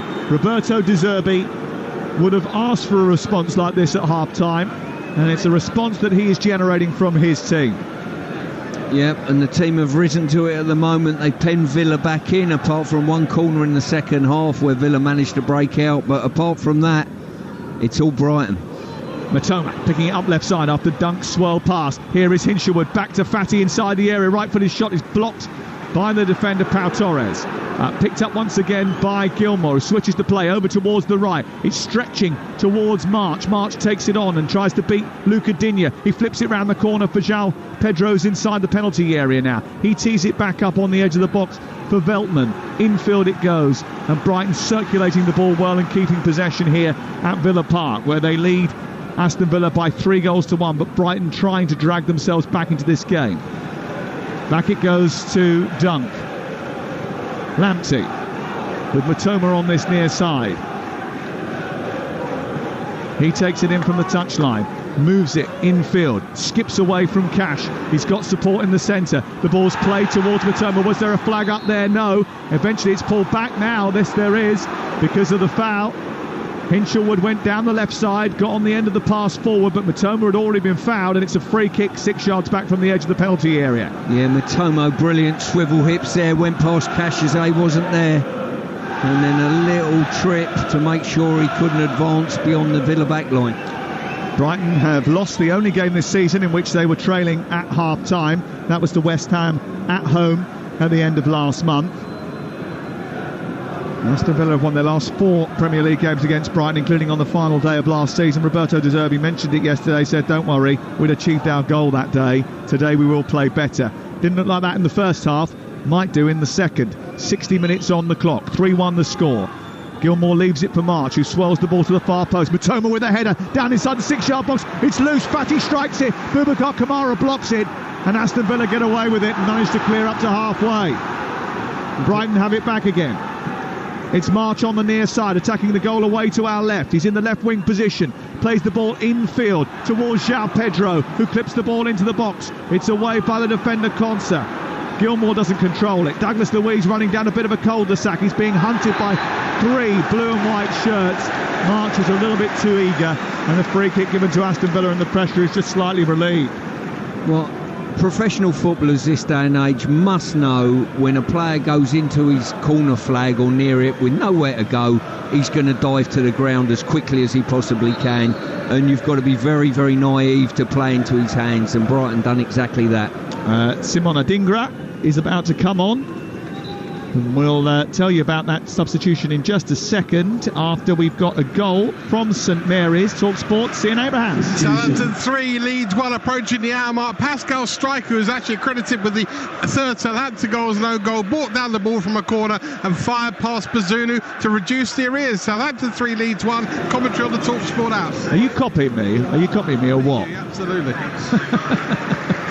Ian Abrahams is down at St Mary's. It's 3-1 there and 3-1 here. And Southampton were 3-0 up, like Aston Villa were 3-0 up at half-time. It's now 3-1. And Kaoru Matoma has the ball on this near side. Unai Emery is going nothing short of ballistic. He is. There's a touch of Basil Fawlty in his demeanour, isn't there, down on the touchline? Yes, he doesn't pull off the athletic bouncing around like a jack-in-the-box very well. Here's Ollie Watkins down the right-hand side, gets dispossessed, and the ball goes back to Jason Steele. And the Aston Villa fans getting a little bit irate as well. Their manager certainly is not happy down in front of us. He's all arms and legs. He was a bit like that in the touchline at Stamford Bridge last week. Here's João Pedro into Billy Gilmour, back into centre field, collected by Dunk, moving up towards the halfway line. Wide on the left is Matoma, into opposition territory, plays it against McGinn. It goes out on this near side. That is a Brighton Hove Albion throw. Andy Madley did not know. He had to look to Ian Husson, the assistant on this near side, to find out about it, and they both weren't 100% sure. In the end, Madley said, I think it's a Brighton throw. I'm giving it that way. We were lucky we could see it. It was in front of us. Lamptey back to halfway. Pressure on here for Villa. They've got to ride out this storm. If they can get a goal on the breakaway, that will take all the pressure off, Stuart. Well, they're going to have to rely on that man Watkins, I think, to snatch them something, because the way the game's going, you know Brighton are going to get the odd chance, and certainly if they get the next one, it'll be a big hurrah. But at this moment in time, I wouldn't be confident on backing Villa to get over the line with a 3-1 scoreline. Adingra, who came on for March, twists his way into the penalty area on that right-hand side. Goes back into midfield, and then back to Webster, who flies it out to Kara Matoma, who chests it down, goes inside McGinn, then runs centrally, plays it to the edge of the penalty area. Hinshelwood got in the way of João Pedro.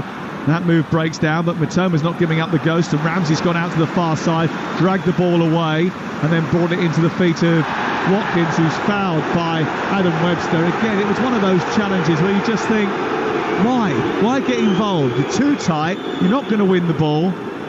He's probably lucky not to get a booking, and that's what the Villa fans wanted. Well, Aston Villa's key moments at the moment is having the game broken up, and they're doing that by Brighton playing straight into their hands. A free kick just in front of us breaks the game up, slows the game down. Brighton don't need that. They need high revs, high tempo. Well, before the mini blip, Aston Villa had started the season with 4 wins in their opening 6 Premier League games. For a 7th time. They've only ever won 5 of their opening 7 games, twice before. 1998-99 under John Gregory and 2021 under Dean Smith. Unai Emery hoping to repeat that feat. Watkins has got it after a mistake by Gilmour. They're on halfway, running through the centre circle, Aston Villa. McGinn takes over, space on the right. It's chested down towards Watkins. Watkins cuts in, left-footed, drives the ball. Goal! It's takes a deflection, and it's in, and that should be game, set, and match. Watkins with a hat-trick, with the help of a big deflection off Adam Webster. Should seal all 3 points. And Brighton's battle back into the game has just been whacked by Watkins.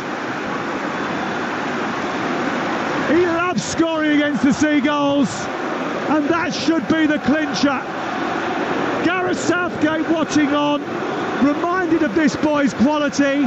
He went for a lean patch at the start of the season, but today everything he's hit has turned to gold. Villa 4, Brighton 1. Well, his work rate and effort has certainly paid dividends. I think a lot of things that fell his way and Villa's way today. I think he scuffed a shot for the second one that's ended up in the near post. The second one, massive deflection, takes it over a diving Jason Steele. And when your luck's in as a striker, it's in. But he's made his own luck with the work rate that he's led this team with. And I think take him out the equation, let alone his goals, and all of a sudden this game is a lot tighter than the scoreline is suggesting. Ollie Watkins, the difference. Adingra in behind the defence. Adingra went down a little bit easy, but the flag went up anyway.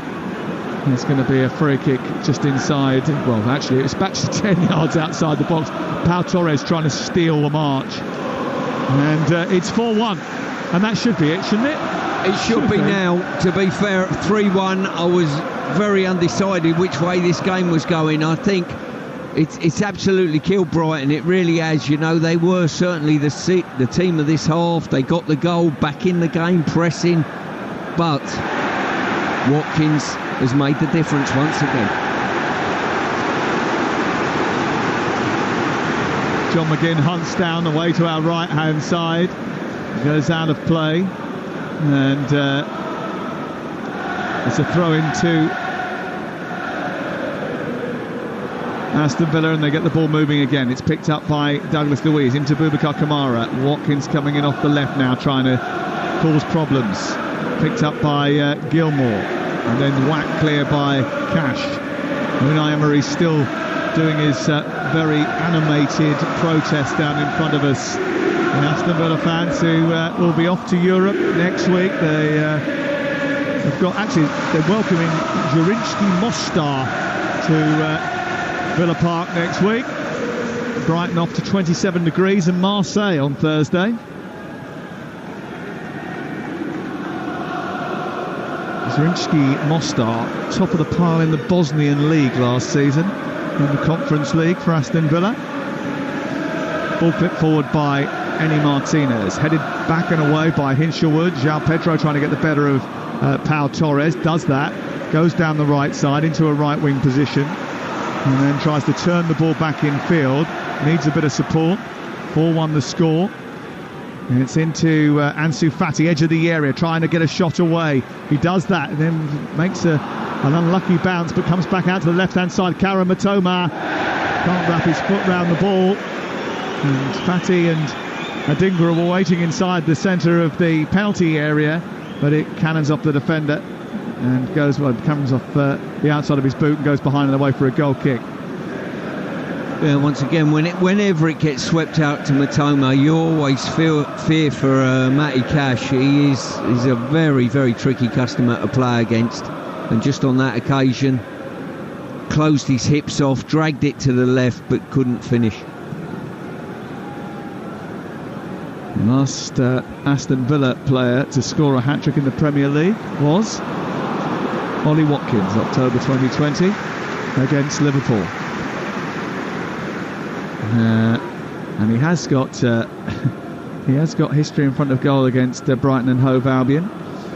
We're going to go round our grounds very shortly up and down the country, because at 3 o'clock this afternoon we'll be taking you to Bournemouth against Arsenal with full commentary of that game with Ian Danter and Perry Groves. We'll also keep you updated with the games at Everton, at Newcastle, West Ham and Wolves. But let's start with team news from the Vitality Stadium. Bournemouth was sweating on the fitness of Dominic Solanke for the visit of Arsenal. But do they have Tyler Adams back in the fold, Ian Danter? He's not in the squad at all, Sam, but Dominic Solanke does start for Bournemouth. They only make one change from their last Premier League game when they lost at Brighton. Senesi coming in for the Incha Kelly. And Mikel Arteta's double bluffed us all, including Perry Groves. After all that stuff about 8 players being injured, only one change from the North London derby. Kai Havertz in for Vieira. It's live on Talksport at 3, Bournemouth v Arsenal. Luca Digne down the left-hand side towards the edge of the penalty area. He sends the ball through the 18-yard box. Out comes Jason Steele and gets there ahead of Ollie Watkins. And it's gobbled up by Jason Steele, and it's cleared away. Off to Old Trafford. Earlier in the week, Manchester United had a breeze past Crystal Palace. Will it be the same again today, Mickey Gray? Yeah, they certainly did, Sam. It's 4 changes for Manchester United. Noel Maguire, Hannibal, Garnacho and Martial. Lindelof, Fernandes, Rashford and Højlund come back into the starting 11. 6 changes for Crystal Palace. Henderson, Richards, Holding, Klein, Riedwald and Rakasaki go out. Johnson, Gahey, Anderson, Ward, Hughes and Eze come back into the starting 11. 3 o'clock kickoff here at Old Trafford. Manchester United against Crystal Palace. Ansu Fati's got involved in a bit of a headstrong exchange in the middle of the park. 2 players are going to get themselves in serious trouble here unless they're lucky. Ansu Fati gets a yellow card. It was Ezri Konsa who he ended up fronting up and trying to cause problems with. He had a kick out at him, actually. Konsa's got to be slightly careful, because he himself has been booked already. These are the discrepancies that people pick up on. You've got Konsa who's already been booked, come together. There was a bit of a push and a shove between both players. Normally the directive, if 2 players or a group of players come together, we book one of each. The referee done Konsa a big favour there.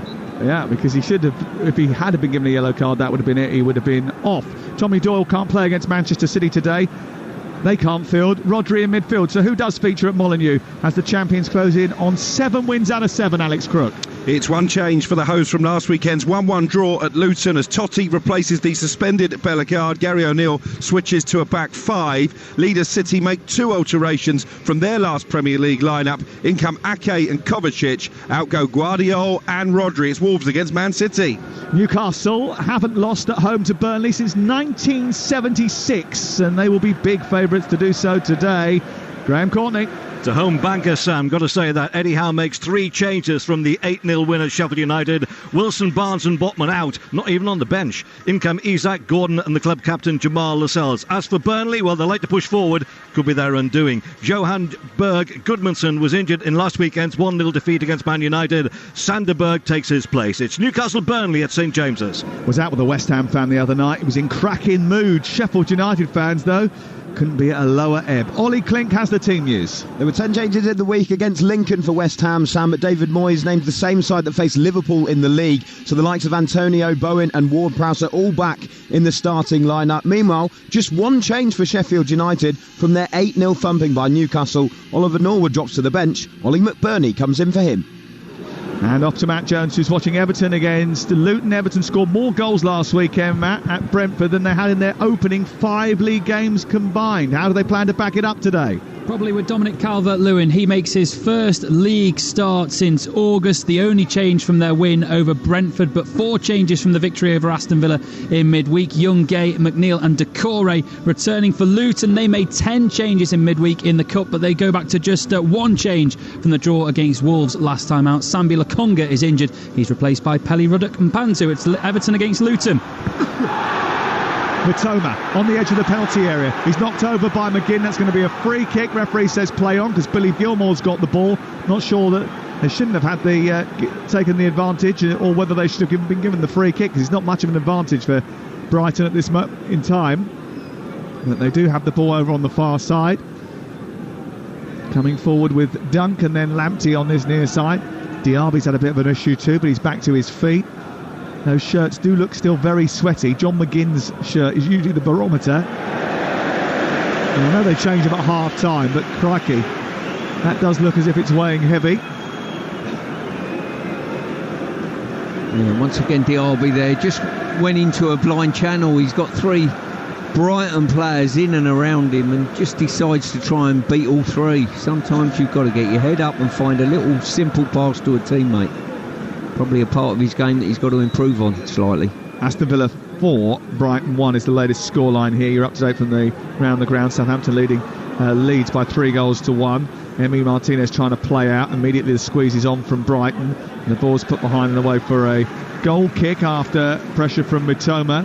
Ansu Fati wants to get things moving. Roberto De Zerbi looks in a bit of a funk down in front of us. It'd be interesting to speak to him afterwards about those contentious decisions in the first half and whether they set the tone. But I do think it's worth pointing out that even though there were contentious decisions in the game, Brighton were just a little bit off it right from the very off, weren't they? Yeah, I think they were. And as I say, the longer the first half went on, the more and more they were a little bit loose, I think, with some of their passing, and Villa sort of paid dividends on it. Plus, couple that with a bit of luck and a couple of good decisions. Diaby gets the ball from Watkins, who's bursting into the box, and Jason Steele came out of his goal mouth and went to meet Diaby, and then was a little bit short and didn't quite get there.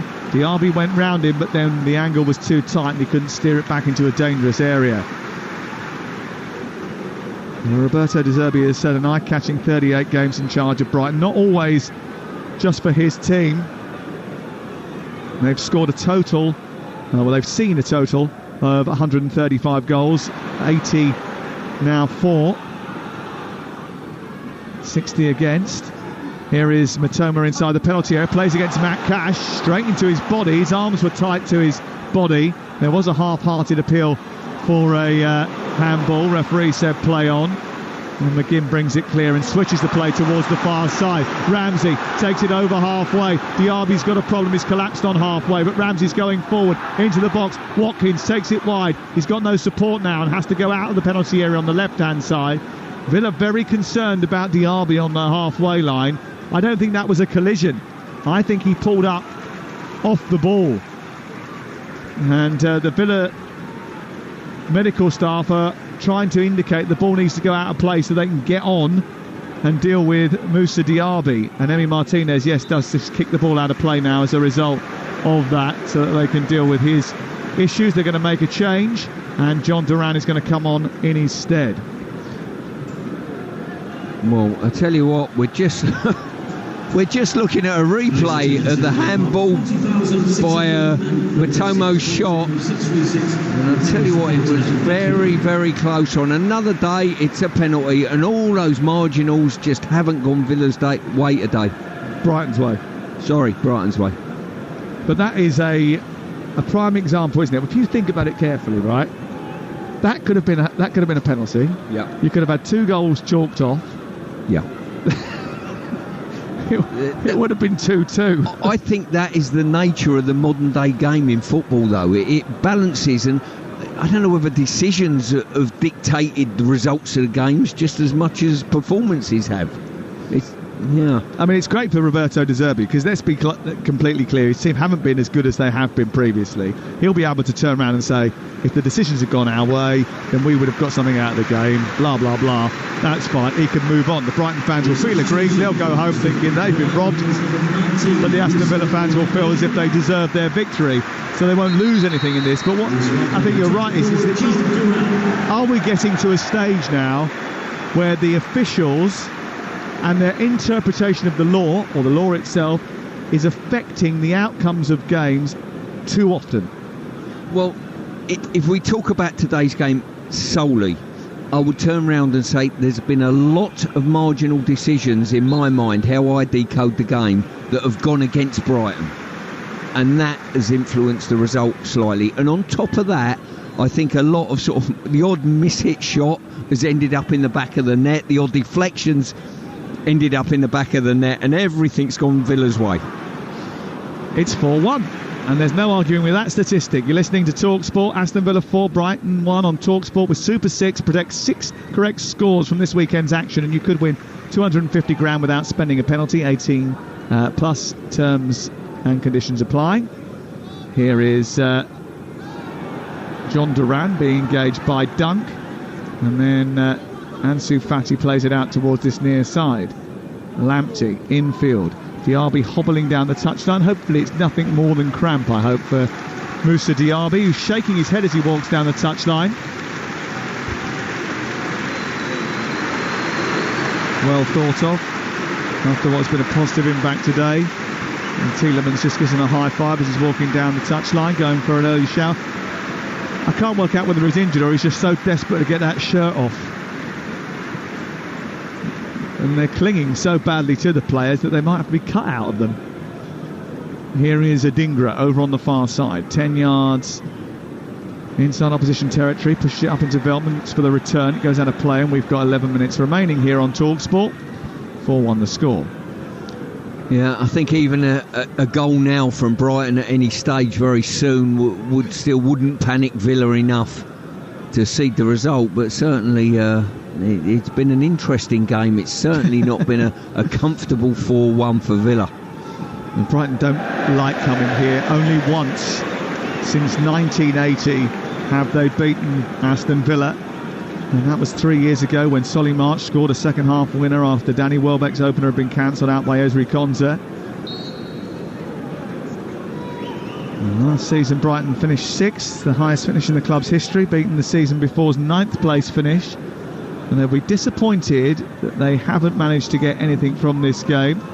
Here's Adingra moving through the centre of the park, plays it left of centre, and it's picked up by Gilmour into Mitoma. Couldn't control it. He hasn't had the best of days, Mitoma, today, has he? It just hasn't felt as if he's on top of his game. I'm not sure he's been fed enough with the ball. I think certainly in the first half he was the one that, if they kept feeding him the ball, and I mean, his first touch is sensational. When you're actually in close contact with him like we are, and you see everything that arrives at his feet, he just kills stone dead right into his own path. Incredible. The final pass just hasn't been perfect so far today. Maybe he hasn't seen enough of the ball, as you said, in order to get those away. Here he is on the left-hand side trying to take on Cash. Cash comes across, makes a challenge, screams at the supporters. It's going to be a free kick, throwing down by the corner flag, and Lamptey will take it. And Brighton have the ball once again with 9 minutes to go on Talksport. Tomorrow, Sunday session will take you round the grounds, 1:30 till 6:30, 5 hours of fun. Courtney Sweetman-Kirk will join me, Perry Groves and Alex Crook on that show. host of reporters around the grounds up and down the country in the WSL, the Premier League, the Championship, and far beyond as well. And plus we'll review all the games and the big talking points from today. Here is Hinshelwood sending it round the corner to Adingra, edge of the area, left-footed towards the far corner. It's only narrowly over the top, and I think it's over the top because of the fingertips of Emi Martinez, who stretched out his big right hand and just got a tiny little feather touch on the ball, which steered it over the top of the crossbar. Yeah, don't know how much dip was on that, whether it was going to bring it inside the crossbar or not, but certainly the goalkeeper weren't to know, and a good save. Billy Gilmore gets a round of applause from the Brighton fans, the travelling Brighton fans, in the corner of the Doug Ellis stand by the corner flag. He's going to take this right-footed. There's 8 minutes to go. It's a poor corner into the near post, and Luca Digne gets it away. Hinshelwood sets it back for Gilmore, whose second delivery is a little bit better. Watkins away to the far side. Digne heads it further clear. It's going to come out for Veltman, and they're still camped inside the Villa half in the centre, and Tariq Lamptey looking for an outlet.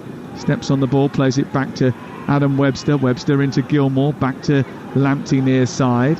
And Gilmore telling Lamptey to get the ball forward out to the left. Webster strolling through the centre circle, looks up, plays it to Dunk. And then Fatty drops deep, picks it up, plays it down the left for Matoma. He tries to cut into the box. Adingra was getting in Matoma's way. The ball took a deflection, goes behind and out for a corner, but then he changes his mind and he's going to give a free kick against Matoma for a foul and I think a yellow card for totting up. Wow, we just having a quick look on the replay of that. I think they're so literally he's cut across the path of Matoma, and he's been adjudged to have a yellow card. I'm not seeing that. Well, I have to say, as I watch Lee Carsley and Gareth Southgate have deep conversation high up above us here in the director's box, I think in terms of the way that the laws of the game have been applied today, I think it's been a tricky day for the officials. I don't think they've had the best afternoon. No, as I say, the laws themselves, the way the laws and the interpretation are written, it makes it very difficult to referee and officiate games this day and age. I totally agree, and it's all down to the fact that the people that are writing the laws are trying to make them so prescriptive that every situation is catered for, when refereeing football just doesn't work like that. It cannot be. You cannot make these guys into robots by giving them a list of criteria that they have to bring into their minds when they're making instantaneous decisions. Here is Ramsey on the left-hand side, a right-footed drive towards the far post. It's in off the post and in, and it's 5 for Aston Villa. Jacob Ramsey cutting it on his right foot, arcing it away from Jason Steele, kissing the inside of the foot of the post, and it's 5. Unai Emery stands, watches on. The Brighton defence look beaten and battered and bruised. They haven't had much luck, but they haven't covered themselves in glory either. And Aston Villa have been ruthless and they've been brutal.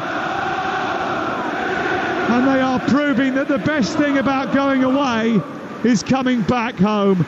It's going to be 10 out of 10 for Emery's men. It's Aston Villa 5, Brighton 1. Once again, that man Watkins playing a part in the build-up, and when it went out to Ramsey, he had a willing runner outside him, but he just come inside, ignored Digne, and just opened the goal up and just fed it into the far corner. Great finish. It's some finish, that. Jacob Ramsey, first goal of the season, at the Holt end.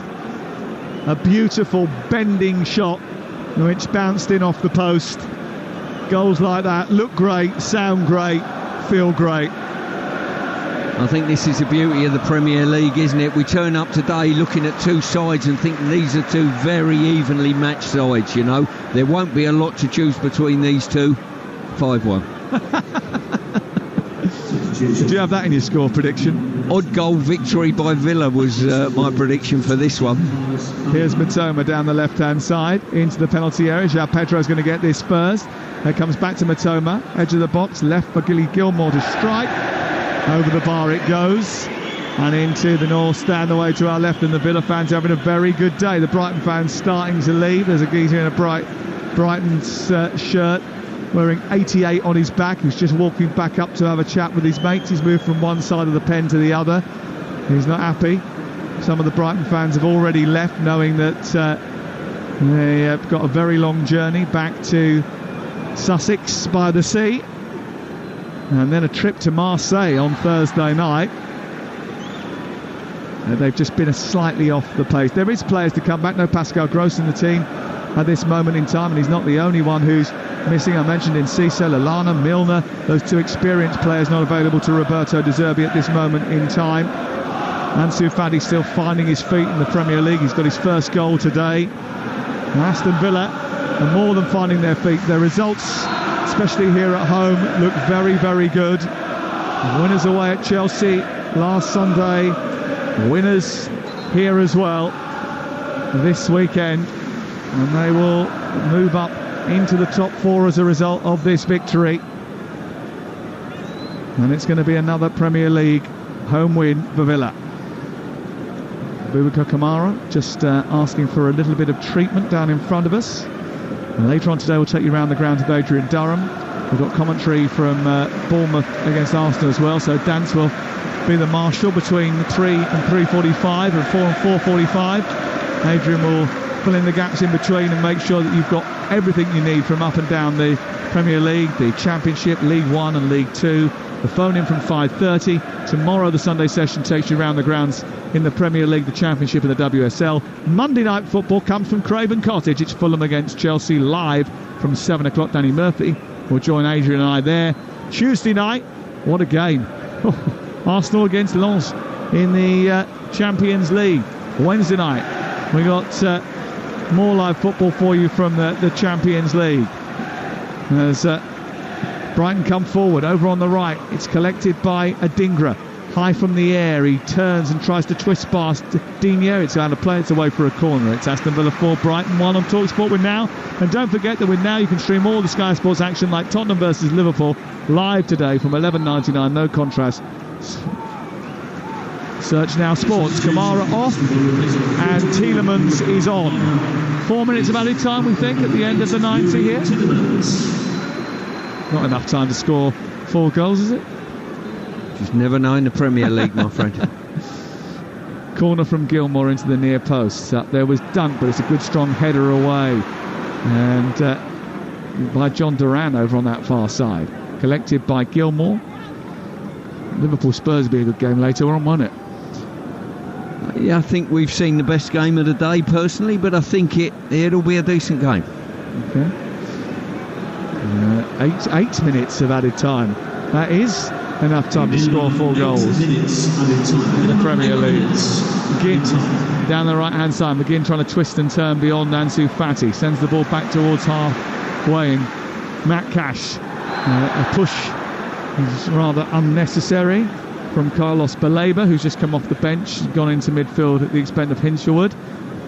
And it's going to be a free kick to Aston Villa, who lead by 5-1. What do you expect Aston Villa to achieve this season? I mean, we mentioned earlier on top 6. Is that a possibility for them? It's a possibility. It depends on a couple of variables. How European football affects them as a football club. It's not easy doing the European run. Who's on VAR? That is a big call as well. As long as they keep, I think it's Stuart Atwell on VAR today. I think if they keep him on VAR for the season, they'll do well. If today's anything to go by. Brighton have got to dust themselves down and get refocused. Andy Madley gives a free kick against Joel Veltman, who was tracking the run of Jacob Ramsey, who got Villa's 5th goal. And a free kick has been given away rather sloppily in midfield. And Tariq Lamptey's on the ball inside the centre circle. He plays it wide to the left of Mitoma. And Roberto De Zerbi is not going to be a very happy fella after the game. I would not want to be sitting next to him on the bus on the way home.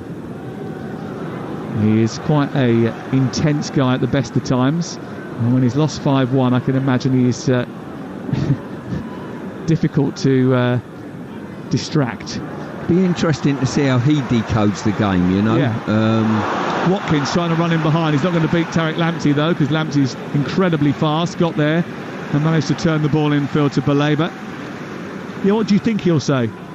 Well, I think he'll say there was marginals within the game that changed the result. The result certainly wasn't a 5-1 result, and I think he'll point at some of the decisions that we've picked up on that we thought were quite harsh, you know, that could have ruled out goals. Brighton did have the ability to go top of the table. At least joint top of the table. If they had won by this scoreline, they would have been top today, Brighton, but it's gone Aston Villa's way, and they're going into the top 4 as a result of this victory. 93 minutes on the clock, 5 minutes still to play. Remember, the new Talk TV breakfast show, Talk Today, is on air from 6 o'clock on Monday morning. Jeremy Kyle and Nicola Thorpe on your radio and your TV from Monday. Here is Jacob Ramsey once again on the left-hand side. His attempted centre was blocked by Veltman. It's cleared away. Now it's picked up by Billy Gilmore. A little bit of room to manoeuvre for him. Fatty wanted it played over the top early. Didn't come his way.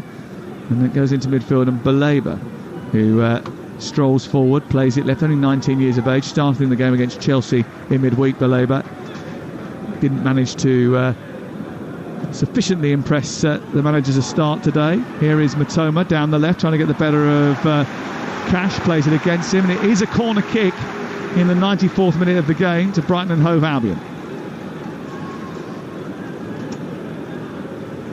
And everyone's up from the back for Brighton to try and get another consolation goal. The goals from Ollie Watkins, 3 of them, an own goal from Estepinian and one from Jacob Ramsey, have taken it away from Brighton. Bit of pushing and shoving going on inside the penalty area. Tielemans involved in that, so is Adam Webster. Andy Madley trots into the 6-yard box to have a word with both of them. It's really congested under Emi Martinez's crossbar. I'm going to make a prediction. The referee has given a foul before this corner's even kicked. Tielemans has gone down again inside the box. Was pushed by his own player. Gilmore sends the ball towards the far post, headed into the air, and then it drops once again for Dunk, and then Konsa manages to get it clear, high up into the sky, and it'll drop for Adingra, who takes it out of the sky brilliantly, keeps hold of it. He's then pushed to the floor by Douglas Luiz, and it's going to be a free kick. And it's going to be a yellow card for Dunk for moaning. Was that dissent? And Dunk ends up going in the referee's notebook. He wasn't booked earlier in the game, but he gets a yellow card this time for arguing. Luca Dean is down on the floor. He's moaning about something. And yeah, I'm not sure it was Dunk. I think someone's kicked the ball away there. You think it was Duran? Yeah. I can only think it was him. Yep. Ball sent forward by Mitoma, who's trying to get away from his marker Cash. May well have been Duran. Martinez has stopped on the ball, and he will kick clear. And they're playing out the final few seconds here. Is John Duran? Yes, we've got confirmation of that now. He went into the referee's notebook, not Lewis Dunk. Ball cleared by Emi Martinez. Up over the halfway line, a pull by Tariq Lamptey on John Duran, and he now wins a free kick deep inside opposition territory. Aston Villa looking forward to the post-match celebrations, and the noise in here will be quite sufficient. A few have left already because they know that the job has been well done, and done well before the conclusion of the game. And it's a victory that elevates Aston Villa once again and makes them contenders for a top 6 spot, especially with the performances of Chelsea and Manchester United. They're not hitting the heights. All eyes will be on those games over the course of the next few days from a Villa perspective to see where they end up the weekend.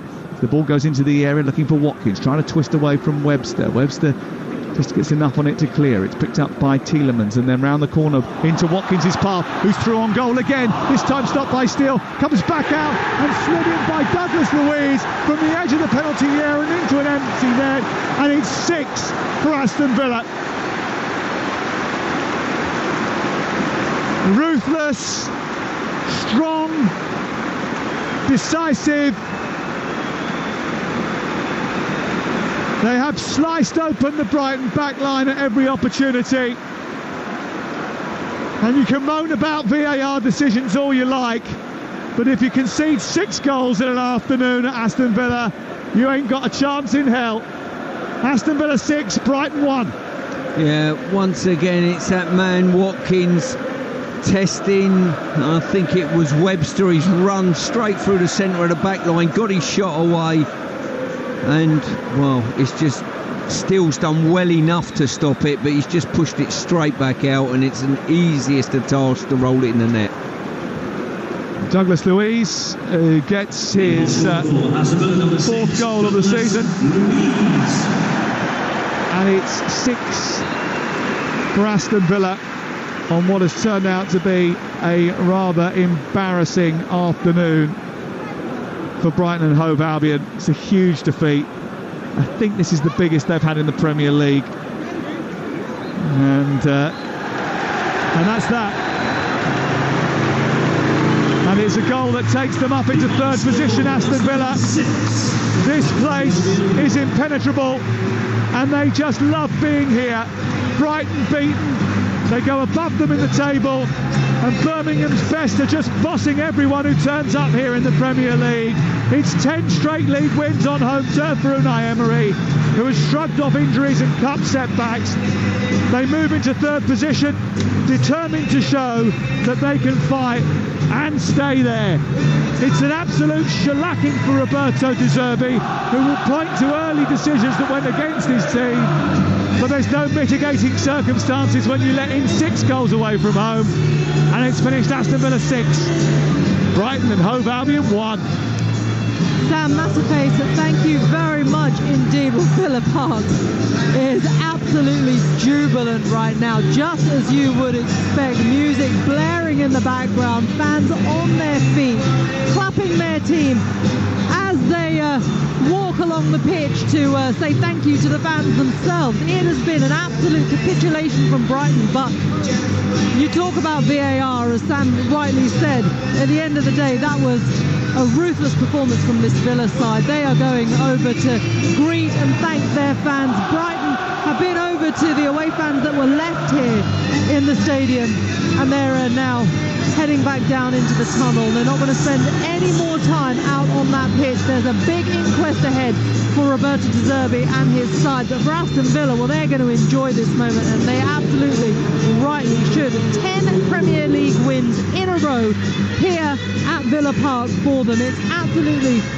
breathtaking in the end, really, when you look at the result. 6-1 in the end. They started the day in 6th place. They finish it, they finished their game in 3rd at the moment. 2 teams breaking into the top 4. 2 teams with their eyes on the biggest prize. But today, there was only one team that you're looking at, and that is aside from the Midlands. That is Aston Villa. What an incredible victory that was for them today. You know, Ollie Watkins only got his first Premier League goal, I should say, last week in the victory over Chelsea. He got 3 today. Prior to this, he'd scored in each of his last 3 appearances against Brighton. So his tally is now up to 6. He seems to love scoring against the Seagulls then in the Premier League, and it really is not just about Ollie Watkins. Is it the team performance as well, Stuart Pearce, that impressed you? The way they just carried out everything with such efficiency? Well, the clinical way in which they finished, I've got to temper that statement with the fact I think they had good fortune in some of the decisions, and some of exactly the odd deflection ended up in the back of the net, the odd miss hit ended up in the back of the net. It was Villa's day today. Everything that could have gone right for them went right for them. But to win a game 6-1, to have that winning streak at home continually, it takes some doing. And they're in a very, very healthy position at the moment, with a very healthy centre forward who's on the pitch now getting interviewed. Yeah, Ollie Watkins, exactly. I mean, this is the thing with Ollie Watkins. I mean, he's played under so many different managers, but there's something about Unai Emery that It's either his trajectory and where he is as a centre forward, or it's Unai Emery as a manager being able to bring out the right elements, or it's just a combination of the two that has just come together at exactly the right time in his career. Well, listen, he's always been a talent. There's no doubt about that. That's why they brought him to Villa in the first place, and I think consistently he's been pretty good, scoring goals. But what impresses me the most is his work rate. You know, whether he's scoring or not, he's galloping into the channels, he's threatening defenders, and that's his biggest asset of all. Yeah, it certainly is. Okay, so 6-1 it finished here at Villa Park. Aston Villa 6, Brighton 1. I wonder how many people predicted that scoreline. However, with so much going on here, I've not been able to keep up to date with what's been going on in the Championship at St Mary's. So.